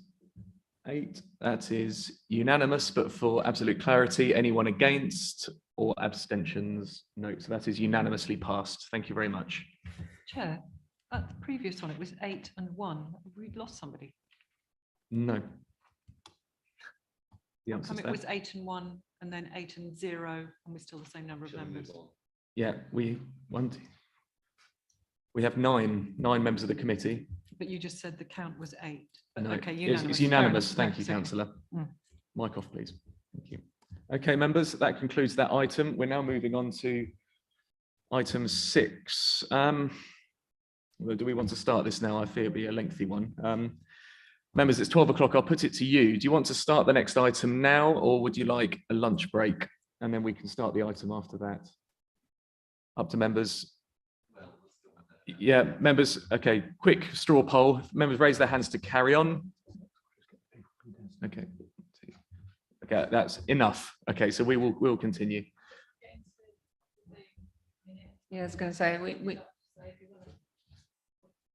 Okay, members, the decision's been made for us. We need to have a break to get speakers upstairs and to get the technology up to date. So I'll break us for a shorter amount of time than usual, as everyone's quite keen to get on with it. So if I say 20 minutes, so we come back at 12:25, and then we can press on from there. Thank you very much.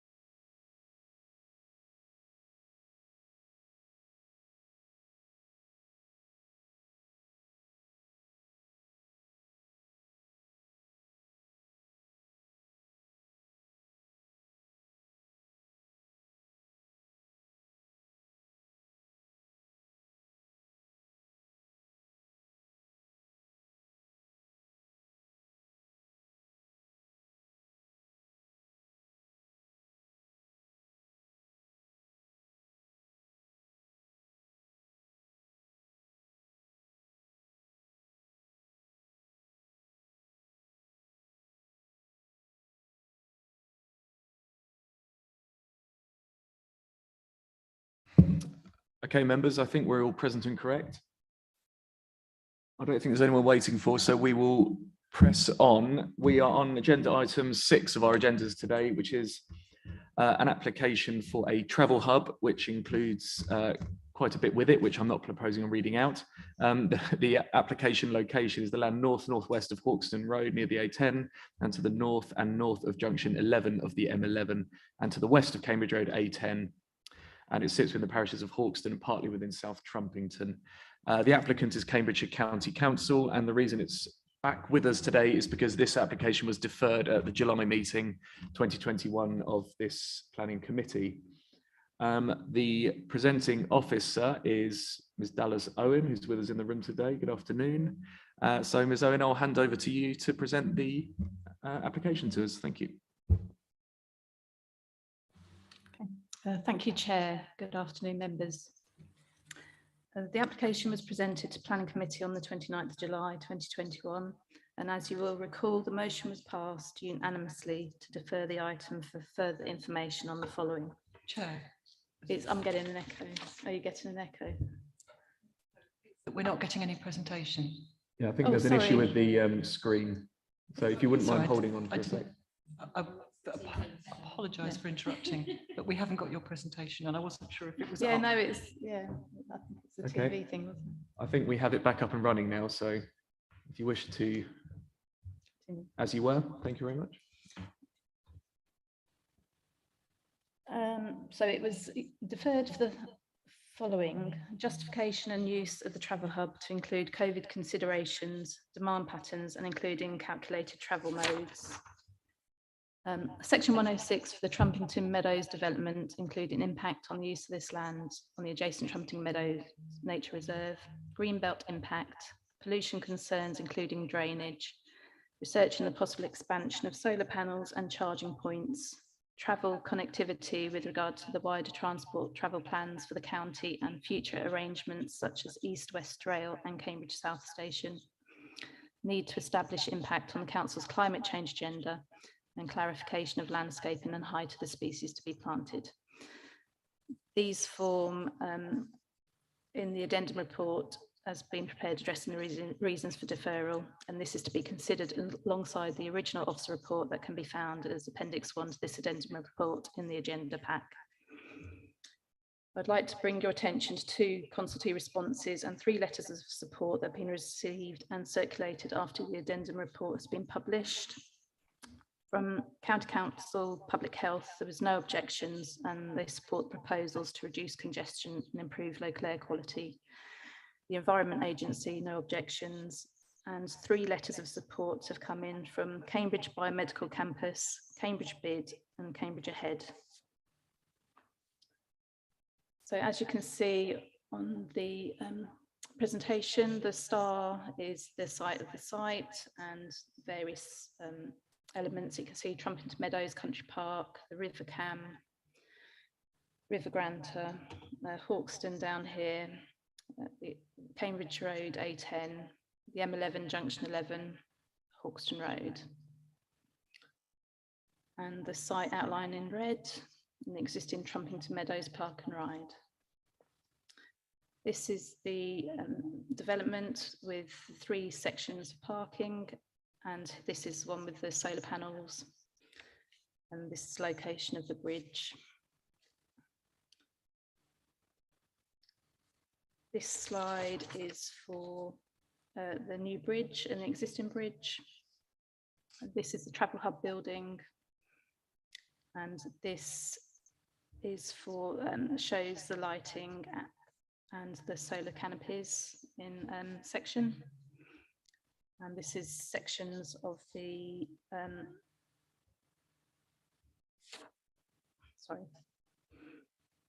sections of the road and the footpath.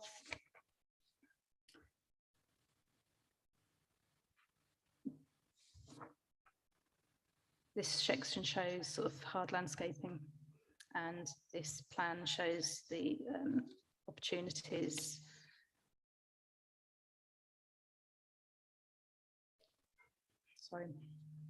and this shows the agricultural land classification. This is an aerial view towards Trumpington. And again, the aerial longer distance view towards Trumpington. The view east of the proposed transport route from the transport bridge. A view of site M11 and transport route from the transport bridge, and the northern landing end for the proposed shared use bridge, and the River Cam approximate location of the outfall. Whilst there are no statutory objections to the proposal, the application has been brought before you as it is a departure to the development plan. There have been objections, as previously mentioned to you, from Hawkston and Harston parish councils, Trumpington's residents associations, CPRE, Cambridge Past, Present and Future, Wildlife Trust and Smarter Cambridge Transport. There are also support from individual representations, the Bridewell groups and the British Law Society, and the three that I mentioned earlier. In conclusion, on the basis that there's no statutory objections to the proposal, that the applicant has provided additional information to address the reasons for deferral, it is recommended by your officers to determine the application in accordance with section 7 of the addendum report and section 11 of the 29th of July report at appendix 1. Thank you. Thank you very much, Dallas. Members, before we go to public speakers, does anyone have any questions of clarification for the officer? Councillor Kindersley, please. Thank you. In paragraph 5.21, there is discussion of savings of tons of carbon dioxide, and it mentions a figure of 23. Is that 23 million, or is it 23,000, or is it just 23 tons? Is that on the original report or the addendum report? Paragraph 5.21.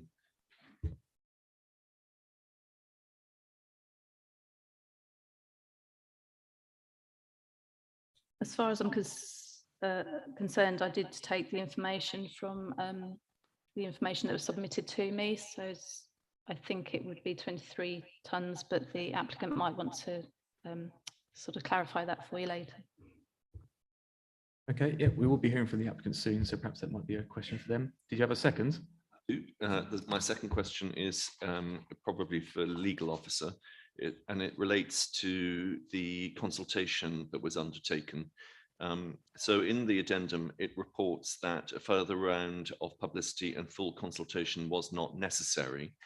But I remain profoundly concerned by this because, as was remarked in the opening comments, there were a number of objectors and none of them have either contacted members of the committee, or indeed there's nothing from them in the addendum outlining their further comments on the two reports. So those two reports, the first one by Struck and Parker, and the second, I've forgotten who it was by, Mott MacDonald.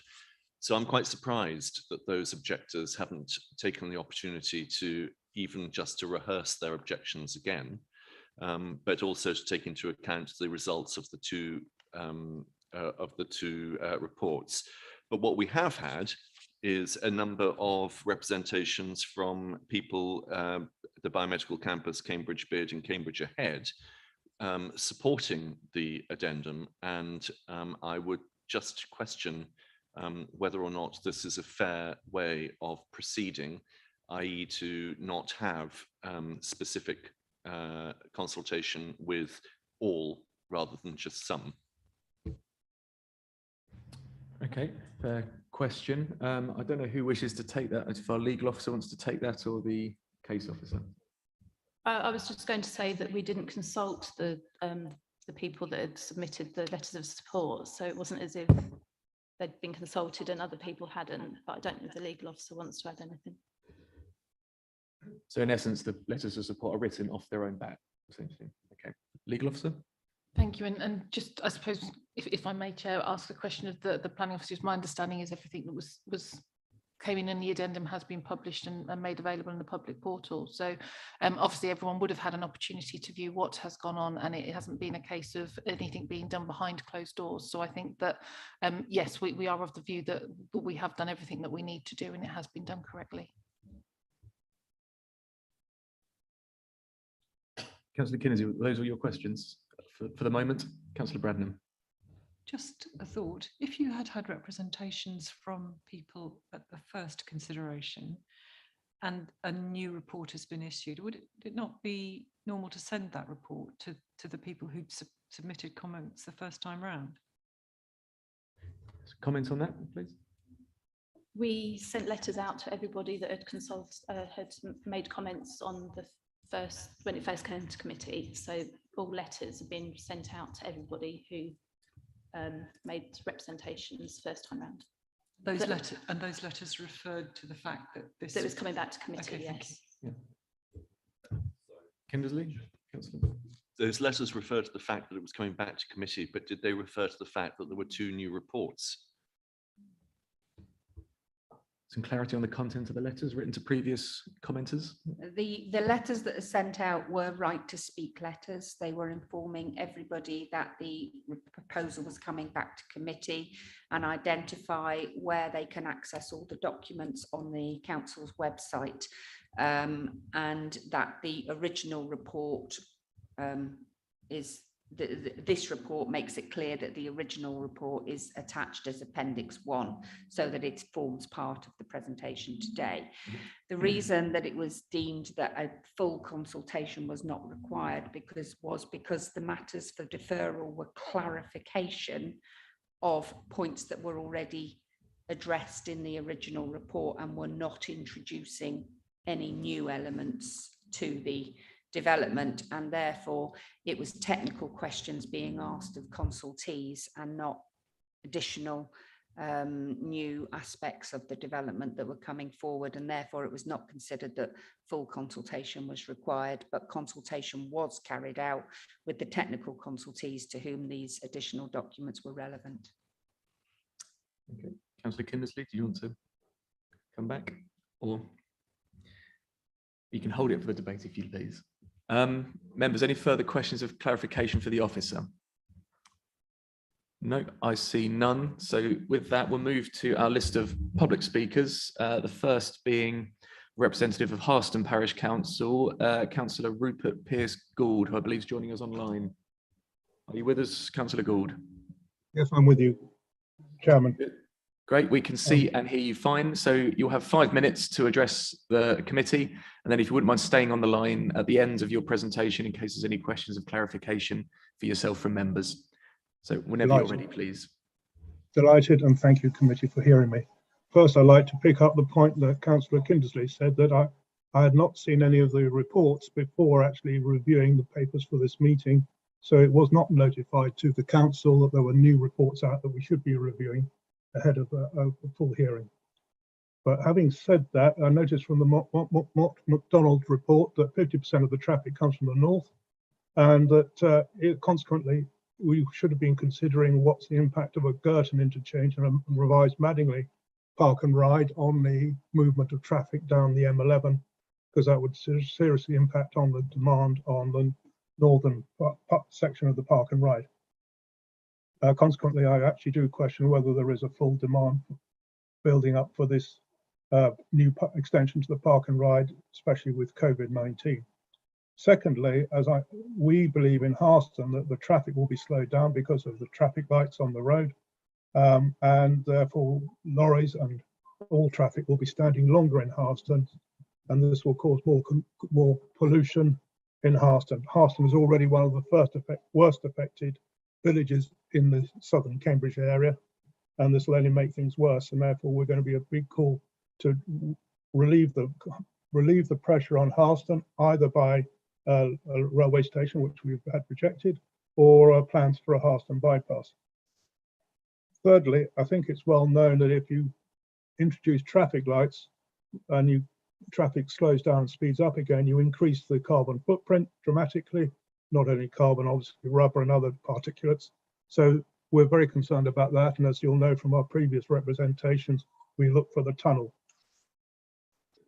Finally, I think the bigger question is the impact on the environment. This is a key part of the Cam Valley. We have the River Ree in Harston, which is literally just on the edge of this area that has been considered. We think the water pollution is bad there, though we know that Hazelingfield sewage works already overflows occasionally. I hope the swales on this site are man enough for the job, and I would like confirmation that that is the case from the executive officers. We would prefer another way of moving traffic around the outer corridor of Cambridge, and preferably leaving cars and traffic at the nearest meeting point of that, preferably by moving it out towards Girton, Royston or somewhere else.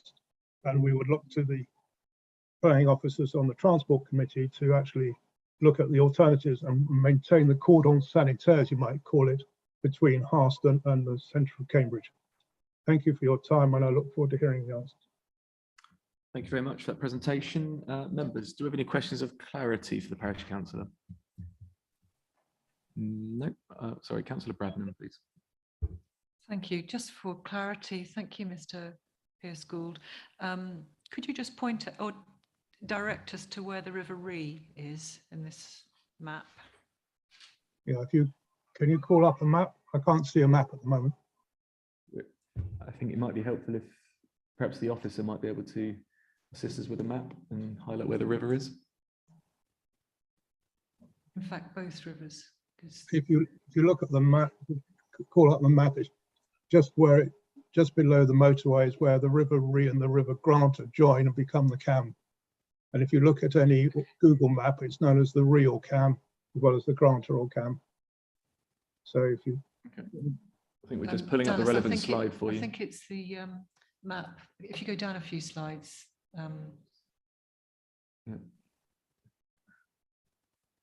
Yeah.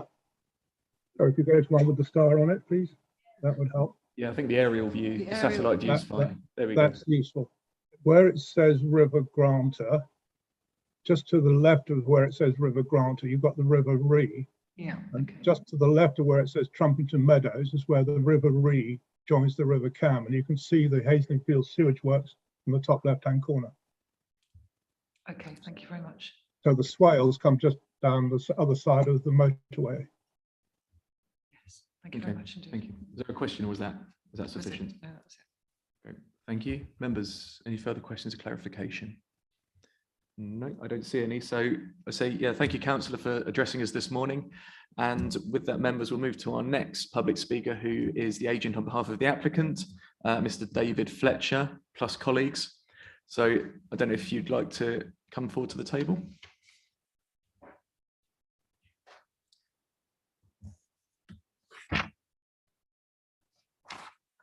David, welcome back. Thank you, Chairman. And I've got James Pearson from Mott MacDonald with me today, who can answer transport and some other related questions. Okay. The application before you today is a key strategic public transport infrastructure project being promoted by Cambridge City Council, South Cambridgeshire District Council and Cambridgeshire County Council in form of the Greater Cambridge Partnership. The proposed site is identified in the local transport plan developed by the Cambridgeshire and Peterborough Combined Authority. At the heart of this park and ride promotion is the promotion of a modal shift away from the private car and the promotion of sustainable modes, walking, cycling and public transport for journeys into Cambridge. From the inception of the project, the applicant has considered the need to have undertaken detailed transport modelling. This site is adjacent to both the M11 and the A10 in order to achieve maximum inception of vehicles and reduce traffic turning west on the M11 gyratory. Sites in other locations did not pass this transport test. The proposal seeks to intercept journeys made from the M11 and the A10. In particular, the traffic modelling approach shows that the proposal will reduce traffic levels on Hawkston Road and minimise dangerous congestion on the hard shoulder slip at junction 11 of the M11. Cambridge is surrounded by Greenbelt and therefore it's very difficult to identify suitable sites within the edge of the city that are not within the Greenbelt. Of the sites assessed, this site was the most preferable, having regard to the 5 purposes for including land within the Greenbelt. The layout has also been carefully designed in order to minimise impact of the Greenbelt. Transport infrastructure schemes are one of a very few forms of development that could be considered under national policy as not inappropriate development in the Greenbelt. We believe this scheme falls into this category and that very special circumstances are not required. Planning officers have taken a precautionary approach using the fact and degree test that very special circumstances are required, and as noted from the officer's original report, very strong, very special circumstances exist in this case. Trumpington Park and Ride has historically been the busiest park and ride, and prior to the COVID pandemic, it was full to capacity. Approximately 70% of the demand for this scheme is the significant planned growth from Cambridge Biomedical Campus, which members may have noted from their recent representation. They are anticipating trips to increase from 41,000 a day currently to 67,000 per day in 2031. Further information, as we've heard, has been submitted in our addendum, which my colleague James Pearson can answer any questions members have. Additional key benefits of this scheme include the inclusion of a proposed shared use path, which is significantly wider than the existing route and provides a lit route, which is not currently in place. Members will note that this is fully supported by CamCycle. The proposals also include substantial landscaping, EV charging spaces, solar PV panels and biodiversity net gain, all of which are benefits of the scheme. I would like to re-emphasise to members that the officer's report is recommending approval and that the proposals have no objections from statutory consultees. It is also worthy to note that there are a number of letters supporting the scheme. In addition to me and James, there are also colleagues who are on hand via virtual link if questions arise. Thank you. That's great. Thank you very much for that. Members, opportunity now to for any questions of clarification to be asked of the applicants. And as mentioned, there are a raft of supporting officers on hand as well, should we have any technical questions. Councillors Kindersley and then Bradnam, please. Thank you. So thank you very much. I don't think this debate is going to be quite as quick as the previous one. You mentioned that this is part of a campaign to perform modal shift away from the private car. How does providing all of these car parking spaces do that? I'll pass that question over to James. Thank you. So we know there's an issue in Cambridge with lots of traffic in. What the Travel Hub provides is an opportunity for people who would normally drive into Cambridge. It allows them to move into the Travel Hub and jump on a bus and go in that way.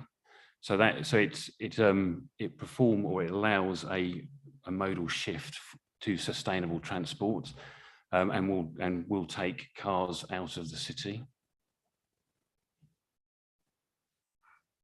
Thank you. That's very interesting because, of course, this has, or at least it appears to have, an enormous amount of support from organisations based on the biomedical campus. So that begs the question as to why we are putting effort into reducing journeys going into Cambridge itself. That job really has already been done. And secondly, how is this going to deliver all those people to the biomedical campus? And you might add a third, which is if all of these people need to be at the biomedical campus, why can't they park there instead of in Hawkston? So the biomedical campus doesn't have enough parking going forward for the number of people who will work there. So the Travel Hub will have a route, or has a route from the Travel Hub basically into the existing Trumpington Park and Ride, then onto the busway, and from there that will take them into the biomedical campus. So it does, it removes traffic from the city, but as was mentioned earlier, a lot of what it does is remove the need for people to drive to the biomedical campus, try and find somewhere to park, not be able to park there, and then park in surrounding roads. Thanks. You mentioned also the issue of Foxton and the proposed car park at Foxton as well, which has had its numbers reduced, if I'm correct. So my understanding there is that people would be parking in the car park at Foxton to get a train into Cambridge South, and there too from the biomedical campus as well. So yeah, so Foxton is a different travel hub in so much as it's a rail-based one. So they are different destinations from the two. It has been reduced the capacity in Foxton has been taken into account in Cambridge South West, but people will have to go past Foxton if they can't use the train. The chances, there isn't necessarily a need for the people going into Foxton to go to the biomedical campus. That's because at the moment there is no stop, there is no station, it's not committed. So at the moment, that is not the focus of the train services from Foxton. So Cambridge South West deals with people who have to drive to biomedical campus at the moment. We will get them onto the buses so they can then use the busway into the biomedical campus. You'll be pleased to know my last question is in relation to paragraph 5.5, where one of the issues that we asked for clarification on was the impact of COVID on travel patterns and demand. And whilst there is a sentence that reads, however, calculating this would be based on significant assumptions with little evidence to support, which I think we can all understand because the impact of COVID hasn't yet been assessed. What it does say is that at this stage with uncertainty, the delivery of the site could be split into 3 discrete sections. So that would imply that the promoters of the scheme don't have the confidence in the scheme that it may in the end be fully developed. Would you agree, or is it just an assumption I've made which is incorrect? I think if I kick off and then I'll probably hand over to James. I think the modelling that's been overtaken for the scheme, so we're not looking at short term. So we've referred to the biomedical campus and expansion between now and 2031, and I think linked to that, particularly around hopefully coming out of a pandemic, we're expecting that there'll be a gradual increase in terms of uptake and need for the facility, hence why there could be an opportunity around phasing. I think we feel, when James can come onto this in more detail, in the medium term, what I mean by medium term, next 3, 5, 10 years, the demand is absolutely there, but there may be flexibility around the very short term in terms of what happens when, but I'll pass over to James to add to that. Thank you, David. So yes, so the modelling is looking long term. It is predicting that there is the demand for the spaces that we are applying for. COVID has reduced that in the short term. Everything we're seeing is showing that the numbers may be lower at the moment, but they are picking up. They will continue to pick up. There is nothing to say that the numbers we have in the model that they are predicting won't come to fruition. Biomedical campus is still expecting to build out as they were intending to. They have a high proportion of the jobs there will be based there. They can't be working from home, so there will still be the need to get in to work there. So the numbers are still there. There's a bit of a dip, and it's now starting to pick back up again. The predictions are that they will be there. Okay, is that all your questions of clarification for the moment, Councillor? Yeah, thank you. Councillor Bradnam, please. Thank you, Chair. My question's been asked. Okay. Members, any further questions of clarification for the applicants? No, I don't see any. So thank you very much for your time. We may have to call upon you during the debate if there are any more questions of clarity that are better answered by yourselves. So if you wouldn't mind holding on, that would be handy. But thank you very much again. Okay, we'll take our next public speaker now, who again is with us in the room, Miss Linda Worth, who's representing the British Horse Society. If you'd like to come forward to the table, please. Thank you very much. So we've got 2.5 minutes to address the committee, at the end of which there may be some questions of clarification for yourself. So if you press the button with the speaking face, that will switch your mic on and off, and then whenever you're ready, please. Thank you. Right. Good afternoon, everybody. So my name is Linda Worth. I'm a volunteer for the British Horse Society as the County Access and Bridleways Officer for Cambridgeshire. Just for clarification, I'm here today because I'm aware that the inclusion of horsebox parking spaces within this project was questioned at the previous planning committee. The British Equestrian Trade Association and DEFRA equine registration figures show that the equestrian industry, excluding the racing industry, contributes over £90 million annually to the Cambridgeshire rural economy. Local riding schools currently have a wait list of 6 months for new clients. 90% of horse riders are female, with more than a third being over 45. The health benefits of horse riding in the UK study identified physical, social, and psychological benefits of horse riding, meaning participation leads to improved physical and mental well-being. Almost every equestrian discipline incorporates hacking out as beneficial time away from the training regime for both horses and riders to relax, enjoy the countryside and each other's company. However, nationally, horse riders have access to only 22% of the rights of way network and carriage drivers to only 5%. Lack of safe off-road access is a barrier for over a fifth of lapsed riders returning to the sport. UK accident statistics reveal 39 riders killed and 10 severely injured between 2010 and 17, with the East of England having one of the worst accident records. The Cambridgeshire Rights of Way Improvement Plan acknowledges that the bridleway network is inadequate, fragmented, and in need of improvement. Lack of funding means that the amenity is patchy at best, resulting in riders having to travel their horses in horse boxes or on busy roads to find safe off-road access. Even more difficult to find is safe parking for their vehicles while they hack out. Safe parking for walkers and cyclists to access the countryside and rights of way network has been provided for years.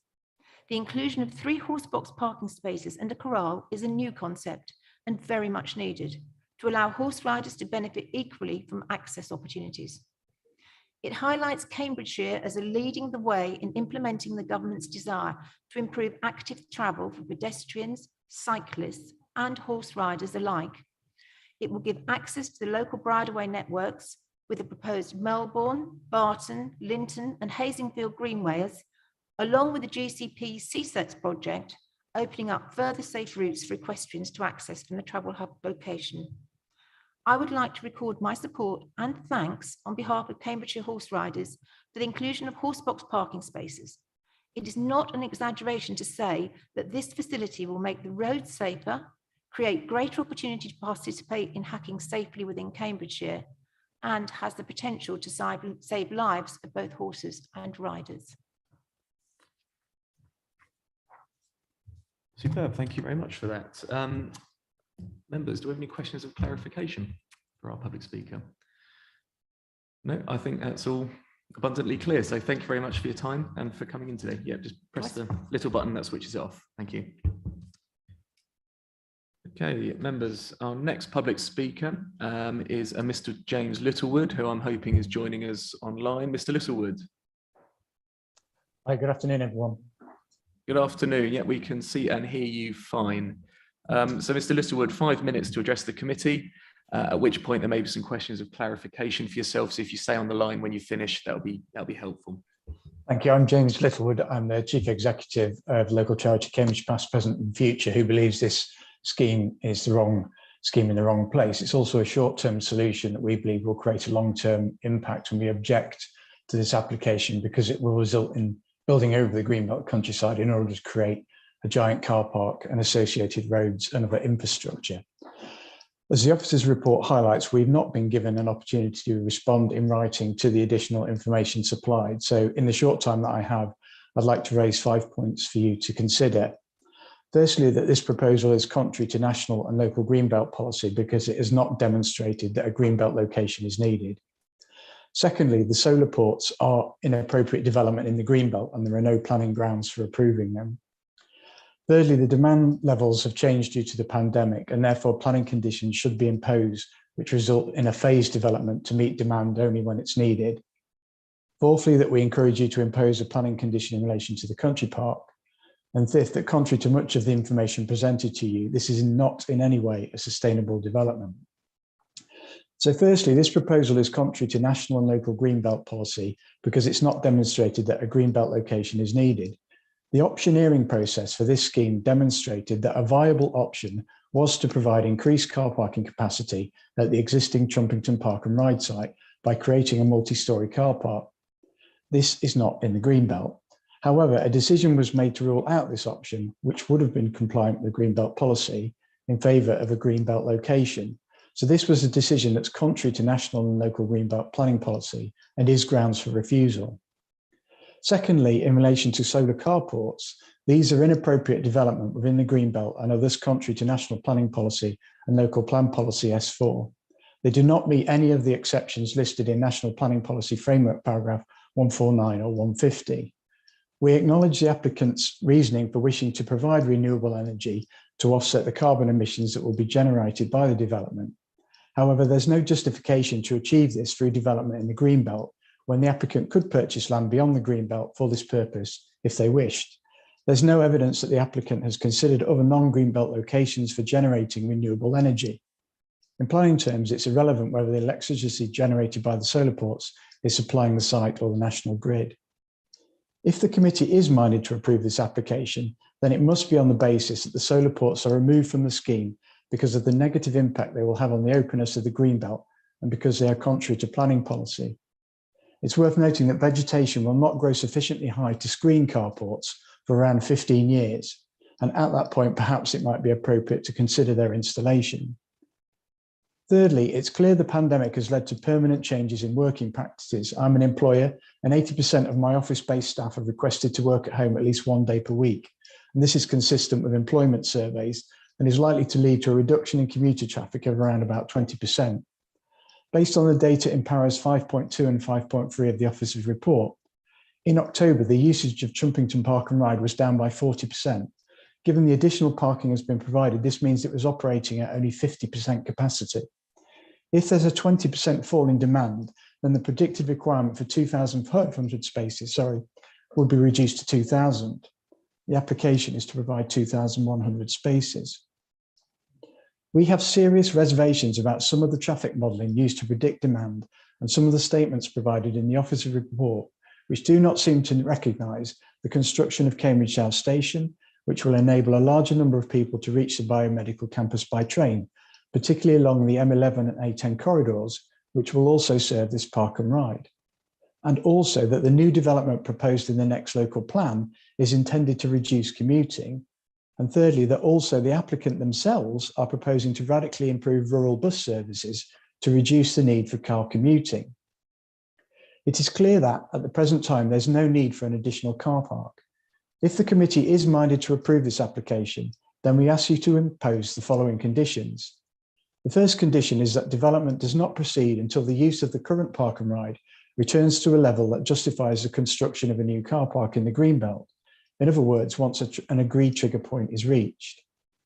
The second condition is that the construction of the new park and ride is phased, with subsequent phases only allowed to proceed when the level of use justifies expansion, again at an agreed trigger point. The applicant has indicated that this could be phased into 3 sections of 700 spaces each. We would recommend that the unused land is sown with wildflowers in order to provide temporary habitat until they are needed for development. Start winding up, please. Yes, thank you. The fourth point we wish to make is around the condition for Trumpington Meadows. We would encourage you to support that condition. And our final point is that the documents from the applicant and the planning officer's report rather gloss over the fact that park and rides encourage car travel, and that in total, parking spaces will be provided for 3,600 cars. You have to use a car to get to them, and the majority of the person's journey will be made by car. It's therefore misleading to claim that they reduce car travel and are somehow a form of sustainable transport. They generate traffic and carbon emissions. We need to get people into public transport earlier, not encourage them to drive, which in turn reduces the viability and frequency of rural bus services. When making your decision, are we near the end? Yes, I'm finishing up. So to sum up, contrary to the officer's report, this scheme has not demonstrated that a Greenbelt location is needed. The solar ports are inappropriate development in the Greenbelt, and there are no planning grounds for approving them. Demand levels have changed due to the pandemic, and therefore, if you are minded to approve, we ask that planning conditions are imposed which result in a phased development to meet demand only when it's needed. Thank you very much. Thank you very much. Members, over to you if you have any questions or clarification for Mr. Littlewood. No, none. I think that was very clear. So thank you very much for joining us today and for giving us your thoughts. We're going to move on to our next public speaker now, who's one of the local members. Councillor Brian Milnes. Councillor Milnes, are you with us online? I am here and ready to address the committee. Very good. Well, you have 5 minutes to do so. And as usual, there may be some questions for you at the end. So if you stay on the line once you've finished, that'll be useful. So whenever you're ready, please, Councillor. Yes, thank you. Councillor Maria King and I represent this division for the County Council, and she's asked me to speak today on our joint behalf. Many of the issues that were referred to in the request to defer this application I think are being addressed today by the committee. So we don't want to go over all of those issues. We're certainly very keen that the committee ensures that ease and security of access from both Harston and Hawkston for non-motorised users is extended, perhaps even beyond. I couldn't see, for example, any requirement to put stud lights on the footpaths and cycleways, which add a whole degree of additional security for people travelling along them in the dark. We also note that there was a lot of work, and we now see all the details of the trees recommended for planting. But both with the A14 and down here in Sawston, no watering plans were in effect for the planting of the trees. So a large amount of money was spent on, in some cases, quite mature trees, but they were left to wither and die because they weren't watered. So as part of the GCP's commitment to maintain the site, we'd like to ensure that that was conditioned. The green belt you've just heard from James Littlewood is a real moot point. I'm extremely keen on the PV panel schemes both at St Ives and Abraham Road. We're in desperate need of electricity for recharging electric vehicles. The grid capacity isn't sufficient, but I absolutely agree, and you've got a very tough decision over whether that is consistent with providing the preservation of green belt openness, which is required. We still have significant concern over congestion in the area. We've got a set of sequential traffic lights that will inevitably delay traffic either going to the new park and ride or beyond. And I'm not sure that I'm convinced that the mover or advanced mover systems that are supposed to keep the traffic flow flowing is going to actually work in this vicinity. And then there's one final point we would like to ask for. We're ensuring permeability for especially cyclists into and through the Trumpington Road Park and Ride, so that it's easy to get from the new pathway that's and bridge, so straight through to the guided busway route into the city centre, as well as the CBC. Thank you, Chair. Thank you very much, Councillor Milnes. Members, any questions of clarification for the local member? No, I don't see any. I think that was very succinct. Councillor Milnes, thank you very much for taking the time to join us today and to put your points of view across. Thank you very much. Thank you, Chair.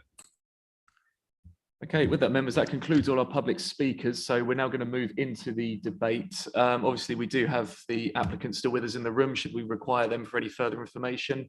And of course, we have officers with us too. So members, over to you to give us your points of view or any further questions that might help your decision. Councillor Gardner.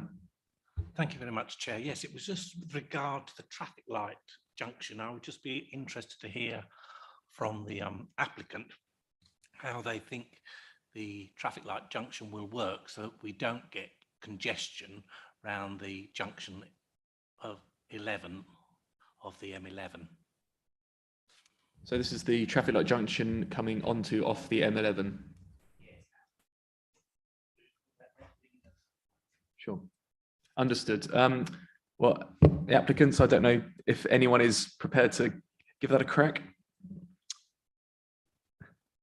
Welcome back. Hello again.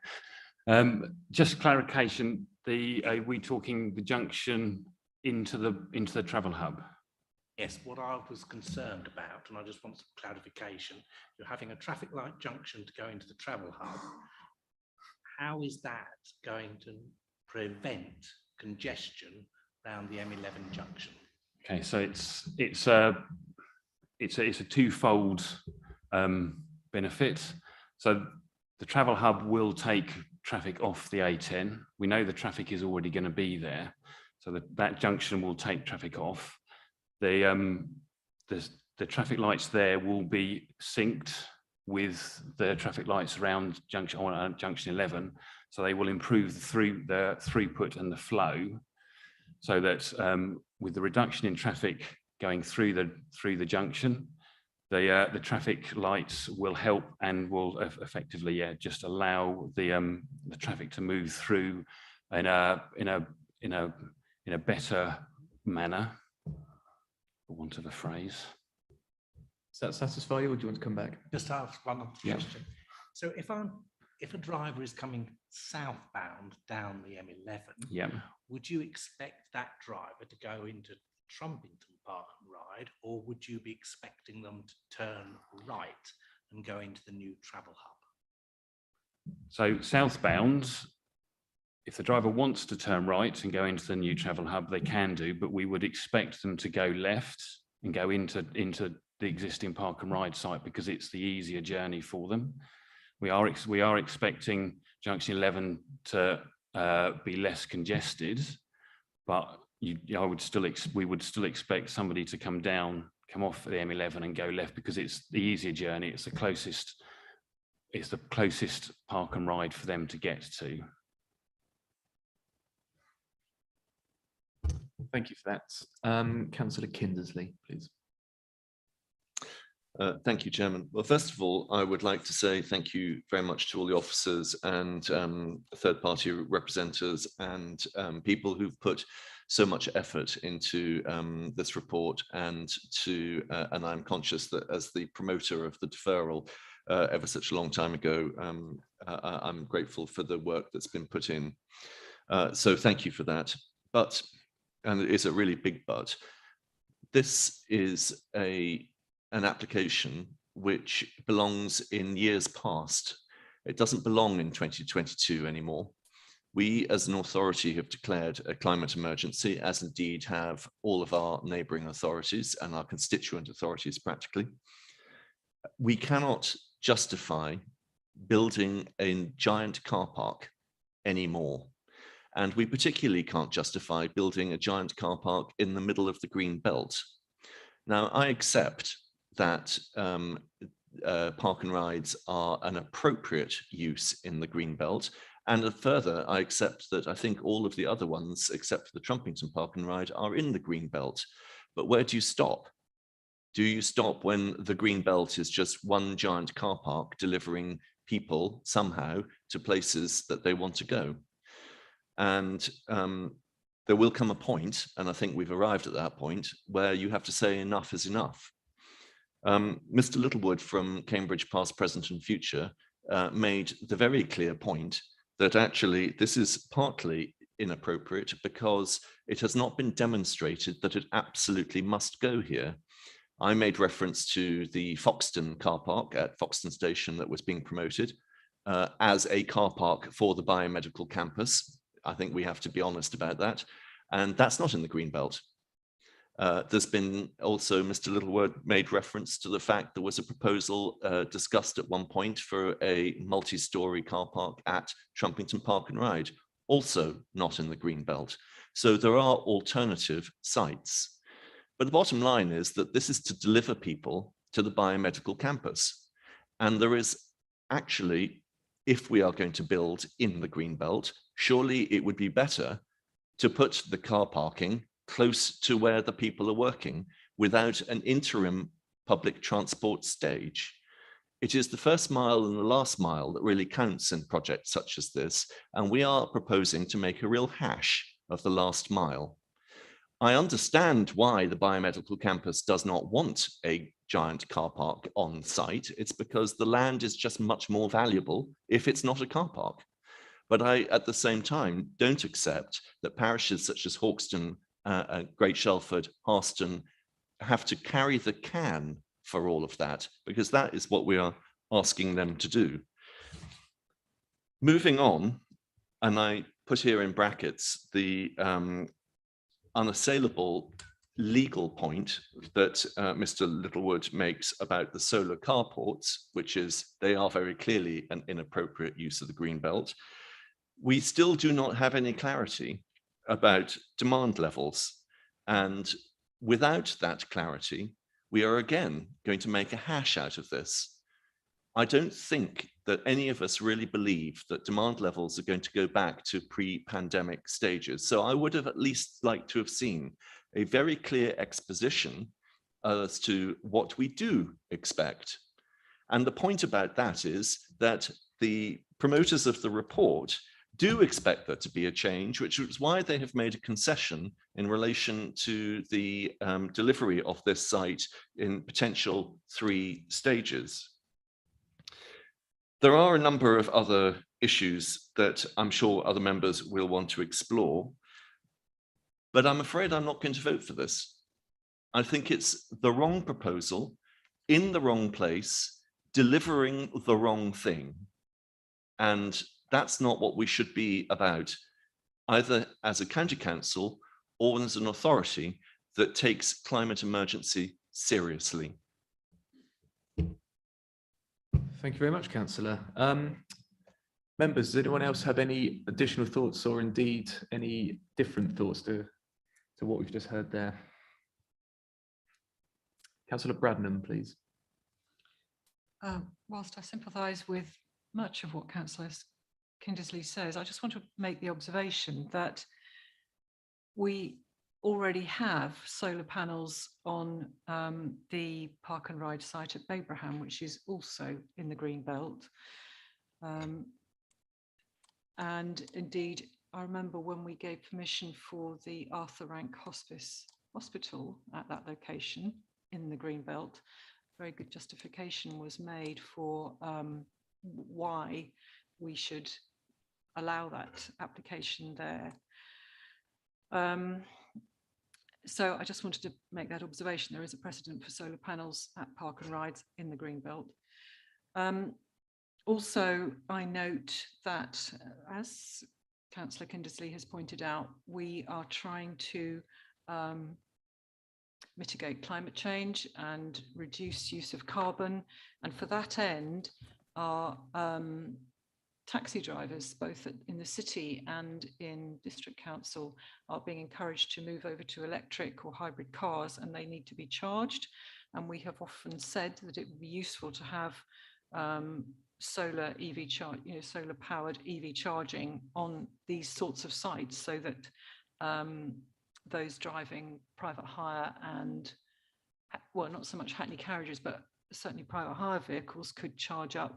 And also, I know when we discussed this before, one of the other cases that was made by Councillor Thornborough was in a different forum, was the fact that part of the reason they broadly welcomed the application was because they welcomed the opportunity for coaches from all over the country who come to visit Cambridge City to actually park at such a park and ride, and then decant their visitors into the city in other forms of transport than coaches, which end up parking all the way along,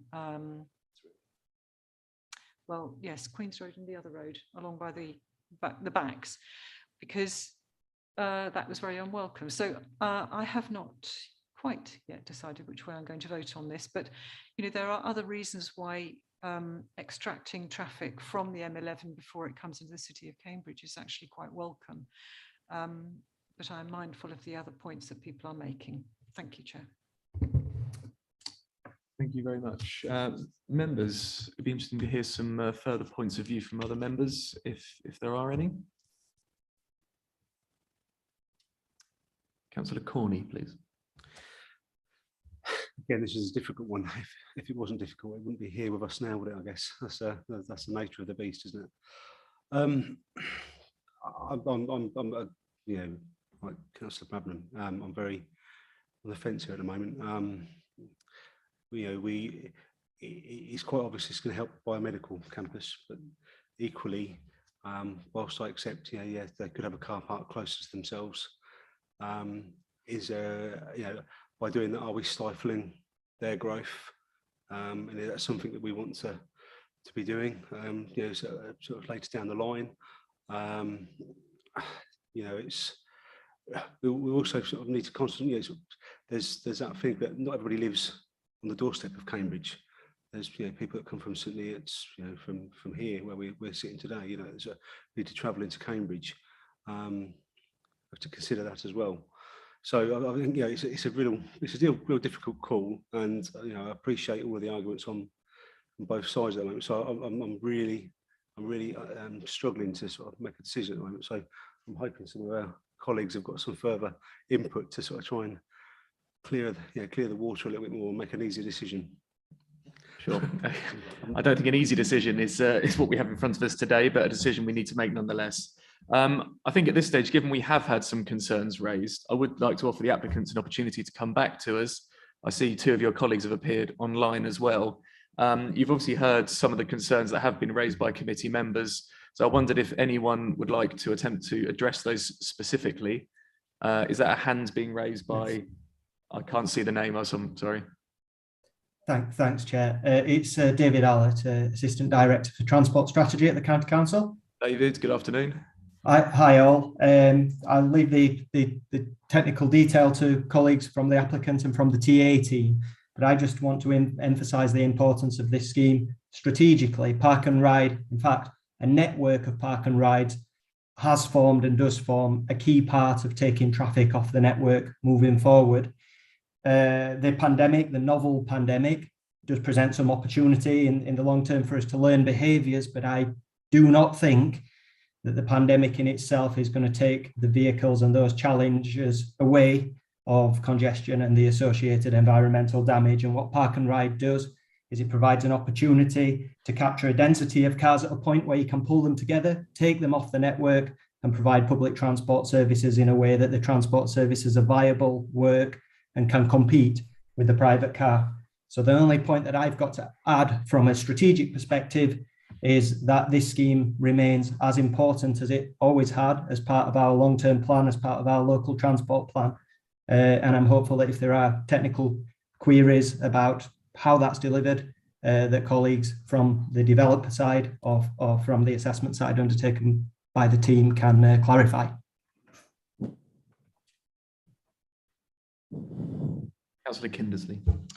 Thank you. I take the point that we believe that park and rides take traffic off the network, but they don't. They actually make it go elsewhere. And I think that it was Councillor Pearce-Gould from Harston who made the point that their local concerns are about the honeypot effect of a new park and ride impacting on what is already an incredibly congested and indeed polluted village. So again, make the point that the same cars are on the same roads, just differently distributed. They're going to a single place. These will be going to a new park and ride instead of where they might be going at the moment, which is the Trumpington Park and Ride. And I again highlight the points made by a lot of respondents, which is that public transport is effectively euthanized across South Cambridgeshire and the wider Cambridgeshire area because of the honeypot that the park and rides are. And we've got to just face up to that. Now, it does beg the question, as Mr. Allett, I'm sure, will come back and say, which is, but there isn't decent public transport anywhere else. And he's quite right. And it's because most people prefer to get into their cars and drive to a very convenient park and ride. That doesn't make it right. Thank you. Mr. Allett, I don't know if you wish to come back on that. Just the point that taking cars off the network is innately difficult. It's a challenge because of the convenience of the private car, and addressing all local local impacts of that on the network, there will be a collateral there, but I think we have to focus on the overall net impacts of park and ride in terms of reduced vehicle mileage on the network, which is one step towards the overall challenge of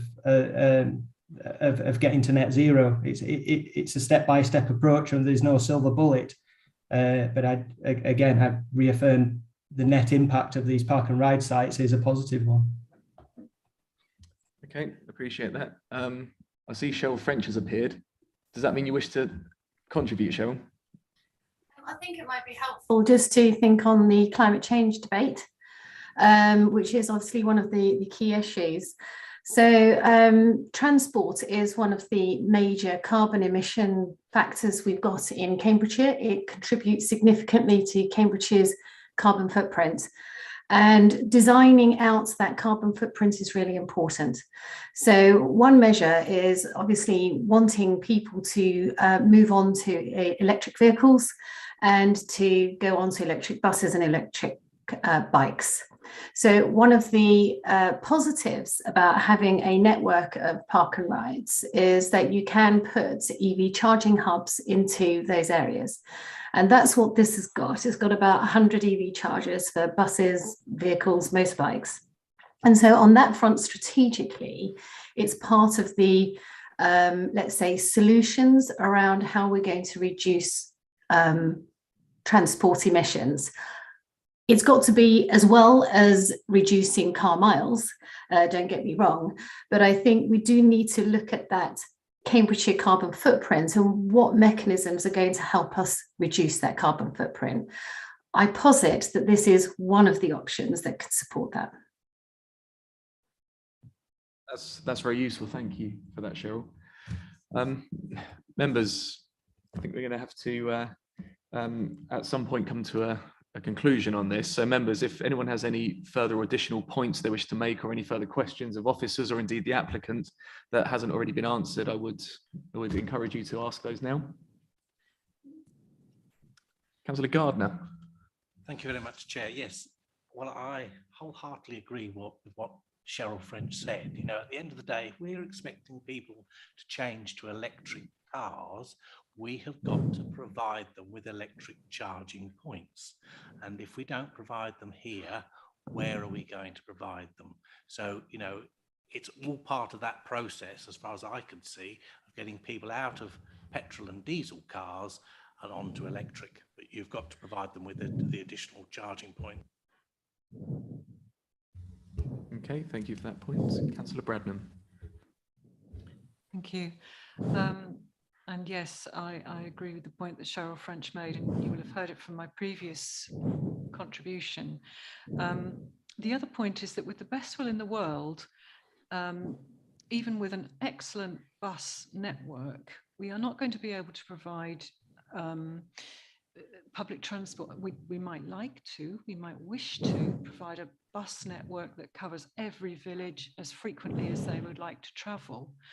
But that would be exceedingly costly. And I think we are inevitably in the situation where people are likely to travel by car. And rather than have all those cars trying to go into Cambridge or indeed to the biomedical campus, for which permission in many phases has already been given. In other words, there isn't an option at present to put another park and ride, another multi-storey car park there. I think we have to accept that people will continue to use cars, and if we can intercept them at these sites, I think that's preferable than going into the city. So that's my thought on that. Thank you. Thank you for that. Councillor Kindersley, please.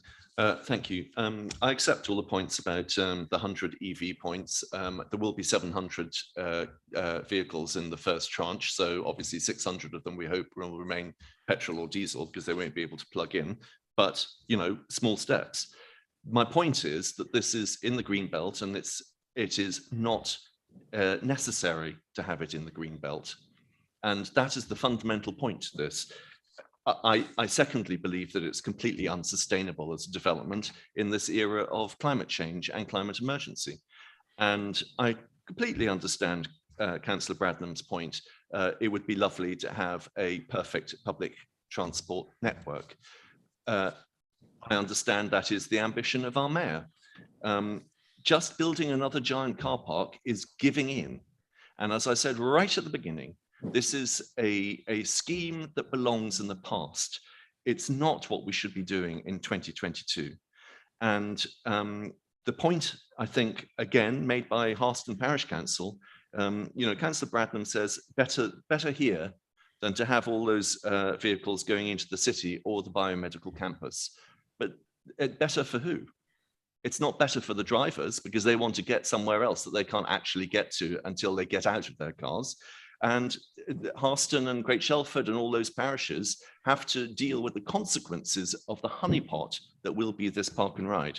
So given that we're making heavy weather of this, I will put my neck out and say I'm going to propose that we refuse this application on the grounds that I've set out, principally that the Greenbelt location is not demonstrated as essential, that it is not very special circumstances to justify development such as this in the Greenbelt, that it is unsustainable, that the solar carports are inappropriate development in the Greenbelt, the demand levels do not demonstrate the need for this inappropriate, unsustainable development, etc. So that's my proposal. And if I have a seconder, I have a seconder. And if I don't, we'll go to a vote. I mean, I'll have lost.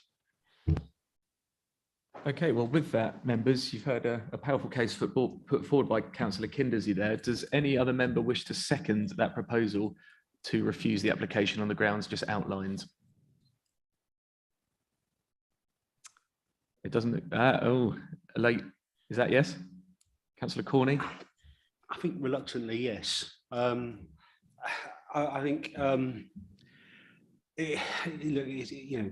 struggled with this, and I think it's a very good case put forward. We've got Trumpington car park just across the way. Could we not put the same effort into making electric charging points into that car park? We've already, there's a potential of putting a multi-storey car park there if need be. I think it's a very difficult one. I think I'm happy to second the proposal. Okay, thank you, members. We have a proposal in front of us. Before we go to the vote on that, I will offer officers an opportunity to address any concerns before we take that vote. Or Councillor Bradnam, you wish to speak first? What I observed, thank you, Chair, is that none of the statutory authorities have objected, and this will be a recommendation going to the Secretary of State, will it not? I think we would find ourselves in quite a difficult situation. It's up to you, but I absolutely, I understand the point that Councillor Kindersley is making, but I think we're in quite a difficult situation here. And I think with no objections from, in particular, since the concern is about the number of vehicles and traffic, and given that there are no objections from the Highway Authority, I think that's quite a difficult case to make. Well, and on Greenbelt, I appreciate. Okay, I appreciate that. Obviously, planning is a balance, so members have to weigh up whether the harm caused by the application would outweigh the benefits, and that's what members need to decide today. Obviously, as Councillor Brennan has rightly said, we don't have any objections from statutory consultees, but of course, it's within our gift to refuse or grant planning permission, and that is a decision we need to make as a committee. Councillor Kindersley, you wish to come back? Well, only to remark, Chair, that at the last time we discussed this, officers made it very clear that they felt it was a very balanced argument, and that is why Councillor Corney and I asked for a deferment so that we could have more clarity around the whole range of matters that have come before us today. I think my position is that we don't have sufficient clarity on quite a lot of those, and on policy grounds, it is worthy of refusal. And that was my proposal, as I detailed. Yeah, thank you. Understood, and I think you made that very clearly. Okay, before we go to the vote on this motion, members, I'm going to offer officers any opportunity to give us their views before we take this decision. I think I can really reiterate what Councillor Bradnam has said. that this is a very balanced application. You've got a very detailed report in front of you that considers the officer's opinion on the balance that about this being in a greenbelt location. Park and rides are a justifiable exception to greenbelt policy for locations in the countryside. And we have got no statutory objections to this application. So, you know, we have carried out a very thorough consultation with technical consultees and statutory consultees, and there has been no objection received at all. Thank you for that. Before we go to the vote on this, members, I'm just going to take some legal advice.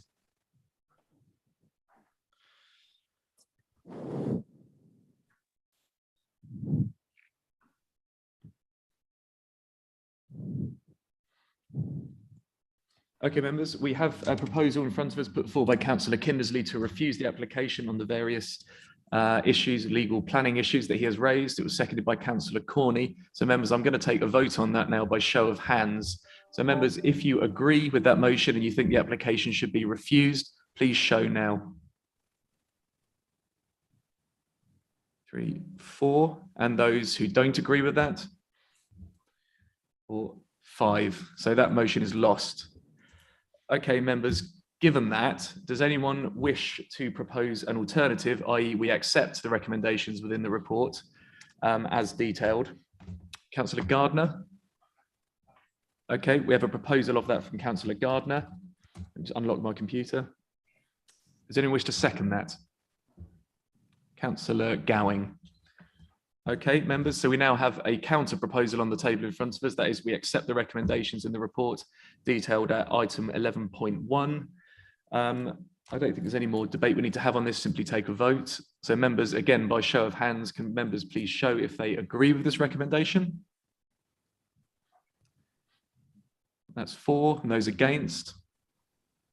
4, and abstentions, 1 abstention. Where do we go from here?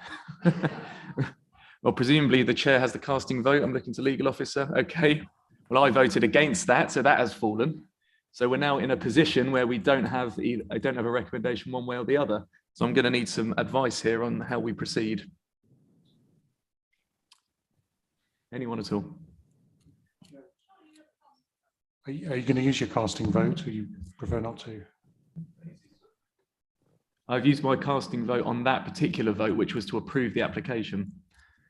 But we've just minutes before that decided not to refuse it, if that makes sense. I think you've got 2 votes, haven't you?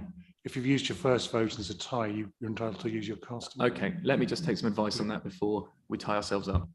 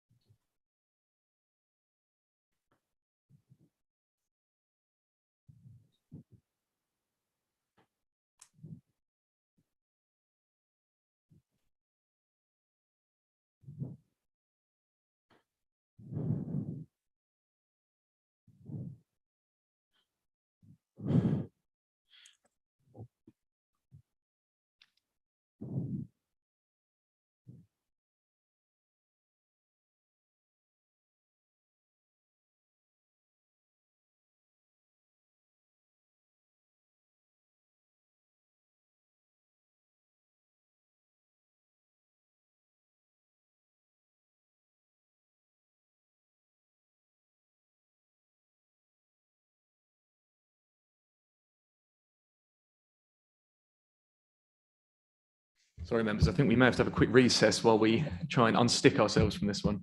So members, if we break for, say, 10 minutes, so we will restart the meeting at 10:02. Thank you. 5:02.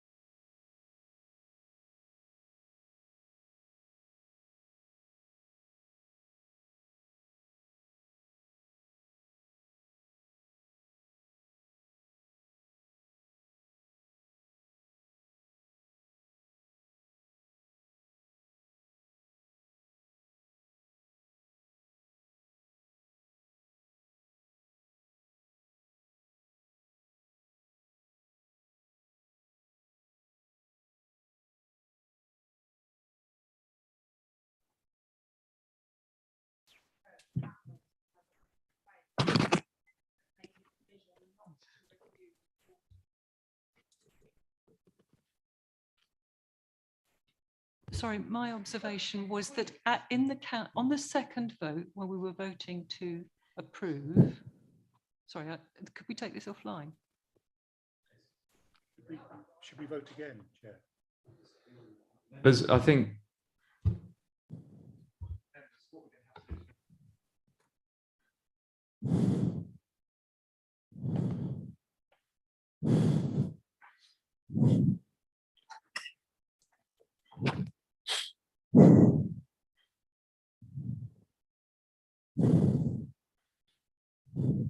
Chair, can I just ask through you, there's a visitor, Jez Tuttle, who is unmuted and we can hear his breathing over his mic.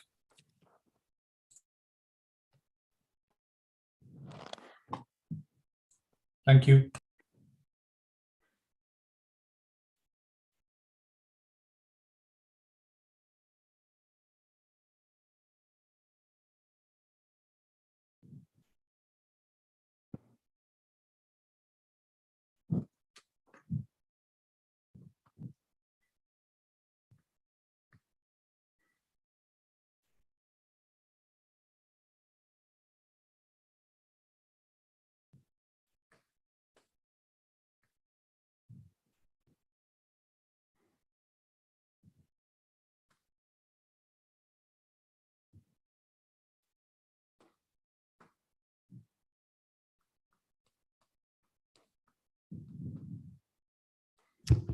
Okay, members. As we haven't come down on a decision one way or the other, we're going to have to reopen the debate again. And what we're going to have to do is go over the reasons that were put forward for refusal. And then hopefully after another debate on that, we can then come to a consensus one way or the other as to how we're going to decide this item, because we can't leave it as it currently is. Before we go to the debate, I see we have a number of officers who wish to contribute to that. I think Jez Tuttle and Cheryl French. Jez, if you do want to speak, I will open the floor to you at this stage. Thank you very much. Can everyone hear me? Yes, we can. I think you did. Anyway, so apologies for that. What I would like to say is that to my memory, the reason for deferment of the last planning application was because that members felt that there wasn't enough transport information, or the transport information wasn't conclusive or detailed enough to allow the members to make a positive recommendation on the application. What I can say is we've worked very hard with the applicant in the interim period and got them to submit a number of details about, certainly concerning the new Foxton Travel Hub and how that fitted into the picture, and also the direction of travel that people would be coming from this travel hub. Now, one of the things is that we would actually expect quite a significant amount of this traffic to come from the M11. So it's not going to be drawing extra traffic through Harston, Hawkston. The Foxton Travel Hub may well, that's another application that may well, have a bearing on.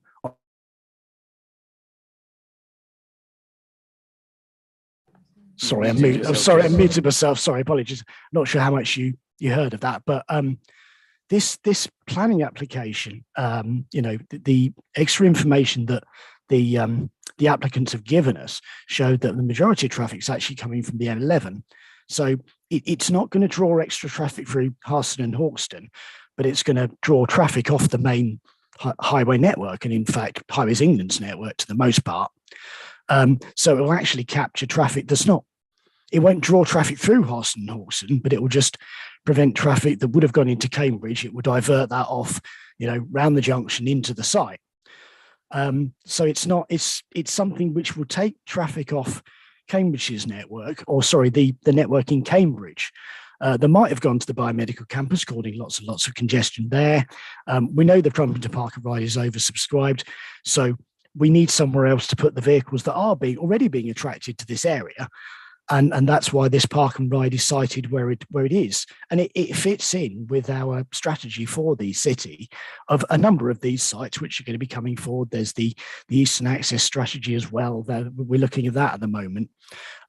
So there is a benefit, and there's not a, we're not trying to pull more traffic through local villages, but we're trying to actually, give a positive overall benefit to Cambridge and the junctions and the networks around it. So, and the modelling and the applicants' information has shown that that's the case. So we've got absolutely no technical, reasons why we say, well, actually, there's going to be a problem, because effectively is actually an overall benefit.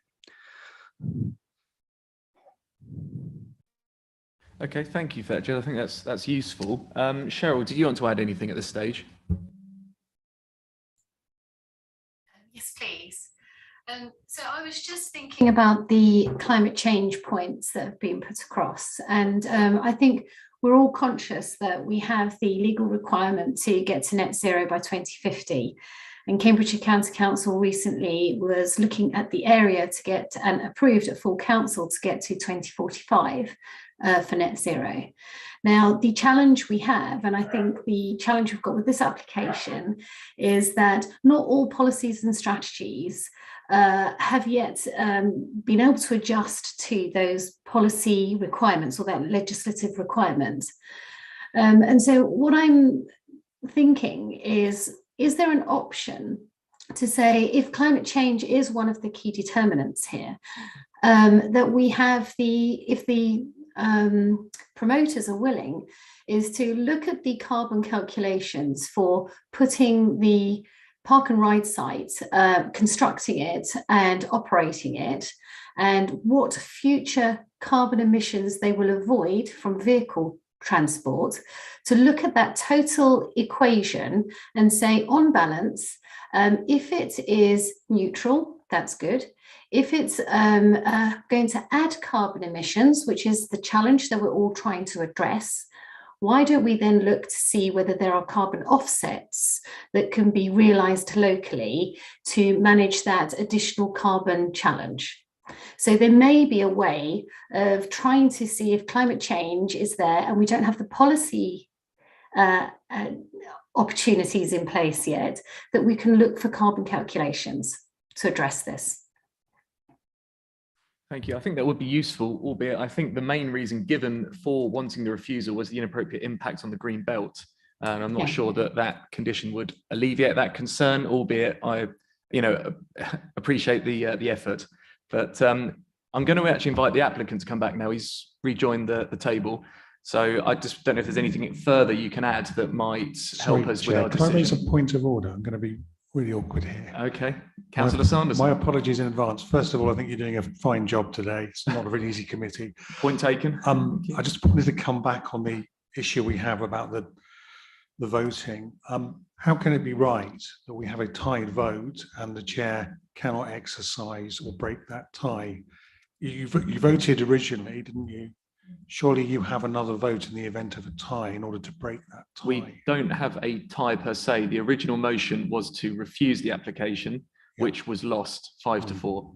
The second motion, which was put forward, was to approve the officer's recommendation, approve the application, which was 4-all with one abstention. I used my casting vote against, which made it 5-4. You only voted once, Chair. I only saw you vote once. And then I used my casting vote, my additional vote, to make it 5-4 against that recommendation.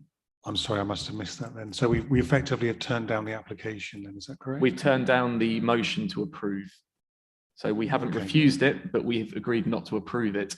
Surely though, if we don't approve it, we therefore, okay, I can see where you're coming from. Yeah, so we've turned down a motion to refuse. We've turned down a motion to approve. I didn't see that bit, but thank you for clarifying. No problem. Councillor Kindersley. Chairman, in the spirit of partnership working, I would like to make a proposal. And I know you're all going to groan, but I would like to propose a further deferral of this item, because it is quite clear that members of the committee are split on this. And I don't think we're going to get very much further with that this afternoon, because the bottom line is that a motion to refuse fell and a motion to approve fell. So I'm putting forward a motion now to defer, and then on the grounds that the climate change issues as set out by Cheryl French are explored, that a cast iron case is brought back to show why the Trumpington Park and Ride extension is not a valid goer, it being out of the green belt, and so on and so forth. So all of the points that I raised as objections, the challenge is to resolve them. And if officers are able to do that, the applicant's able to do that, great. If not, it's a refusal. But that's for a further committee to discuss. And I can't see any other way other than just to defer it. Okay, I would take that proposal, but bear with, please. I'm just going to take some legal advice before moving forward with it. Councillor Kindersley, could I just ask you, you ran through your reasons very fast. Would you mind running through them all again so that we can be absolutely certain that we've noted down everything that you had asked? I can do that, but before I do that, would it be useful to know if my motion to defer has a seconder? Because if it doesn't, then we may as well battle on. Would anyone care to second the motion to defer? Councillor Sanderson. Yeah. Thank you. Obviously, giving the speech a second time is much harder. So forgive me if I leave anything. Are we not recording this? Okay, well, okay, I'll just for clarity, so members know what they're exactly what they're voting. So I've written down green belt location not demonstrated as vital, because there were certainly two other alternative sites that were raised by, I think it was Cambridge Past, Present and Future, who draw attention to that. It is contrary to green belt policy, as it's not demonstrated that it is absolutely required. I can't remember. Yeah, so inappropriate development in terms of the solar car ports. There was no firm evidence over demand levels. Yeah, I think there were other things, but I can't, to be honest, read my handwriting. But it's the key issue is green belt and sustainability. You know, in the world of climate emergency 2022, is this what we really mean by sustainability? Okay, thank you for that. Officers, are we clear on those? Yep, I have 5 points. Greenbelt location not demonstrated as vital. Contrary to Greenbelt policy, as it hasn't been demonstrated that it is justified development in the Greenbelt. Inappropriate development with regard to the solar panels. No firm evidence of demand levels and sustainability issues. Okay, I think that encapsulates it. Before we do move forward with that, I'm going to invite the applicant to come back. Obviously, we have a seconded motion to defer the application again. So obviously anything you can say to dissuade us of that is now's the time. Firstly, it's really a point of clarification. So Trumpington Park and Ride, approximately 50% of Trumpington Park and Ride is in the green belt. So I think that's just a policy clarification I wanted to make moving forward in terms of the decision to defer. I don't want to talk for too long because there has been a very lengthy debate, but all I will say is we looked in detail at Trumpington Park and Ride, and actually we sifted down from optioneering stage where we were looking at a number of sites in a number of different locations to 2 options. One was this site and one was Trumpington Park and Ride. So we did look at that very robustly. Obviously, if committee need more information on that for another committee, very happy to provide it. I think it's in the supporting evidence. But to say there was a number of reasons why Trumpington Park and Ride wasn't chosen. And part of it related to capacity, but part of it related to actually a number of reasons around impact upon neighbouring amenity, how you actually physically get decking on that existing site. You end up losing car parking spaces in a considerable number at ground level. was like that information all is within the application, but potentially it's something that members need more clarity on. But that was my main points. Okay, thank you for that. I think that's useful to know. Councillor Gardner, did you wish to speak? Yes, thank you, Chair. If we do go for deferral, I'd just like to make one point. If the Greater Cambridge Partnership goes down the line of congestion charging and we have not got the relevant parking spaces outside the city, where are people going to park? They are going to park in where residents live in Trumpington to avoid paying the car parking charge and then get on the bus. So if we don't provide them with the correct parking facilities outside the village, outside the city, then at the end of the day, we're going to find we'll have almighty parking problems in the areas like Trumpington in the future, which is exactly what has occurred in St Neots with the Loves Farm estate. Thank you for that point. I think that's well made. Of course, we have to make a decision on what's in front of us today. And of course, there is no congestion charge in place today. Councillor Bradnam. Thank you, Chair. The other point, since this has been mentioned, is that other park and rides are 100% in the green belt, and it's almost inevitable because green belts are a circlet around a city, but they're in the zone where we're trying to capture people and stop them coming in, give them another way of getting into the town. So Milton Park and Ride is 100% in the green belt, as is the Park and Ride at Babraham, which, as we mentioned earlier, has solar panels on it. So thank you. Thank you very much. Councillor Rhodes, do you want to speak? Just one point. I would be very interested in seeing what difference the solar panels make to the overall carbon argument over the lifetime of the hub. It seems to be that the main visual impact of it, when it's mature and when the trees are mature, would be that of the solar panels.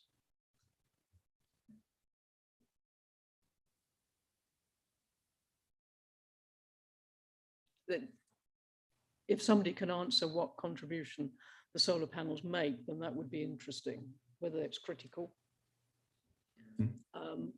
Not sure. Very quickly, Councillor Bradley. The observation was made in the presentation that in 15 years, Councillor Ray, the trees would be sufficiently established that you wouldn't be able to see the solar panels.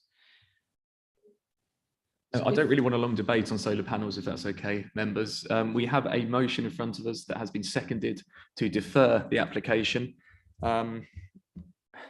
Members, I'm going to now put this to the vote. I think we've had lots of input from lots of officers, the applicant, and we've debated it amongst ourselves as well. So members, I'm going to ask you to, by show of hands, if you agree with the deferral of the application, please show now. 4, 5, those against, 2, 3, and abstentions, none. So that is carried. So that application is deferred. That can't be right. 5-3 and no. I think Councillor Ray didn't vote at all, which is her right. So. I'll ask, would this be sort of, sorry. Quieter, if you could. Eh? If you could ask more quietly, that'd be fine. I'll put that to there, sorry. But basically, would a member of the public get this same sort of credit or same sort of treatment if we had this vote again? Or is it because I've got to ask? I don't really understand the question, I'm afraid. Basically, would we be fair? And if this happened when as a member of the public come here to have to present the application and we got into this voting system or voting situation, would we still give them the opportunity to talk again and to come back again? And yes, is the answer to that. Yeah. Right. I just want to make sure we're treating everybody fairly, that's all. Indeed. And the reason for inviting people to speak again is because we hadn't reached a decision. So we needed some sort of conclusion to it, which we now have. So members, we've just agreed by majority to defer that application. So thank you everyone that took part in that lengthy discussion, and we will be seeing everyone again at a future meeting.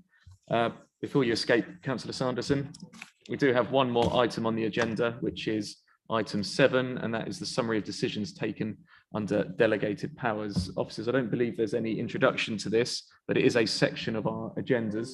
So members, if anyone had any questions relating to anything within that part of the agenda, please do indicate. No, we don't have any questions there, so we can take that as noted. Members, I think we have at last reached the end of the agenda. So I thank everyone for their input. We had some interesting discussions there. And of course, we'll be seeing for a third time the final application back in front of us. So members, with that, I call the meeting to a close and thank you all for your patience. Thank you.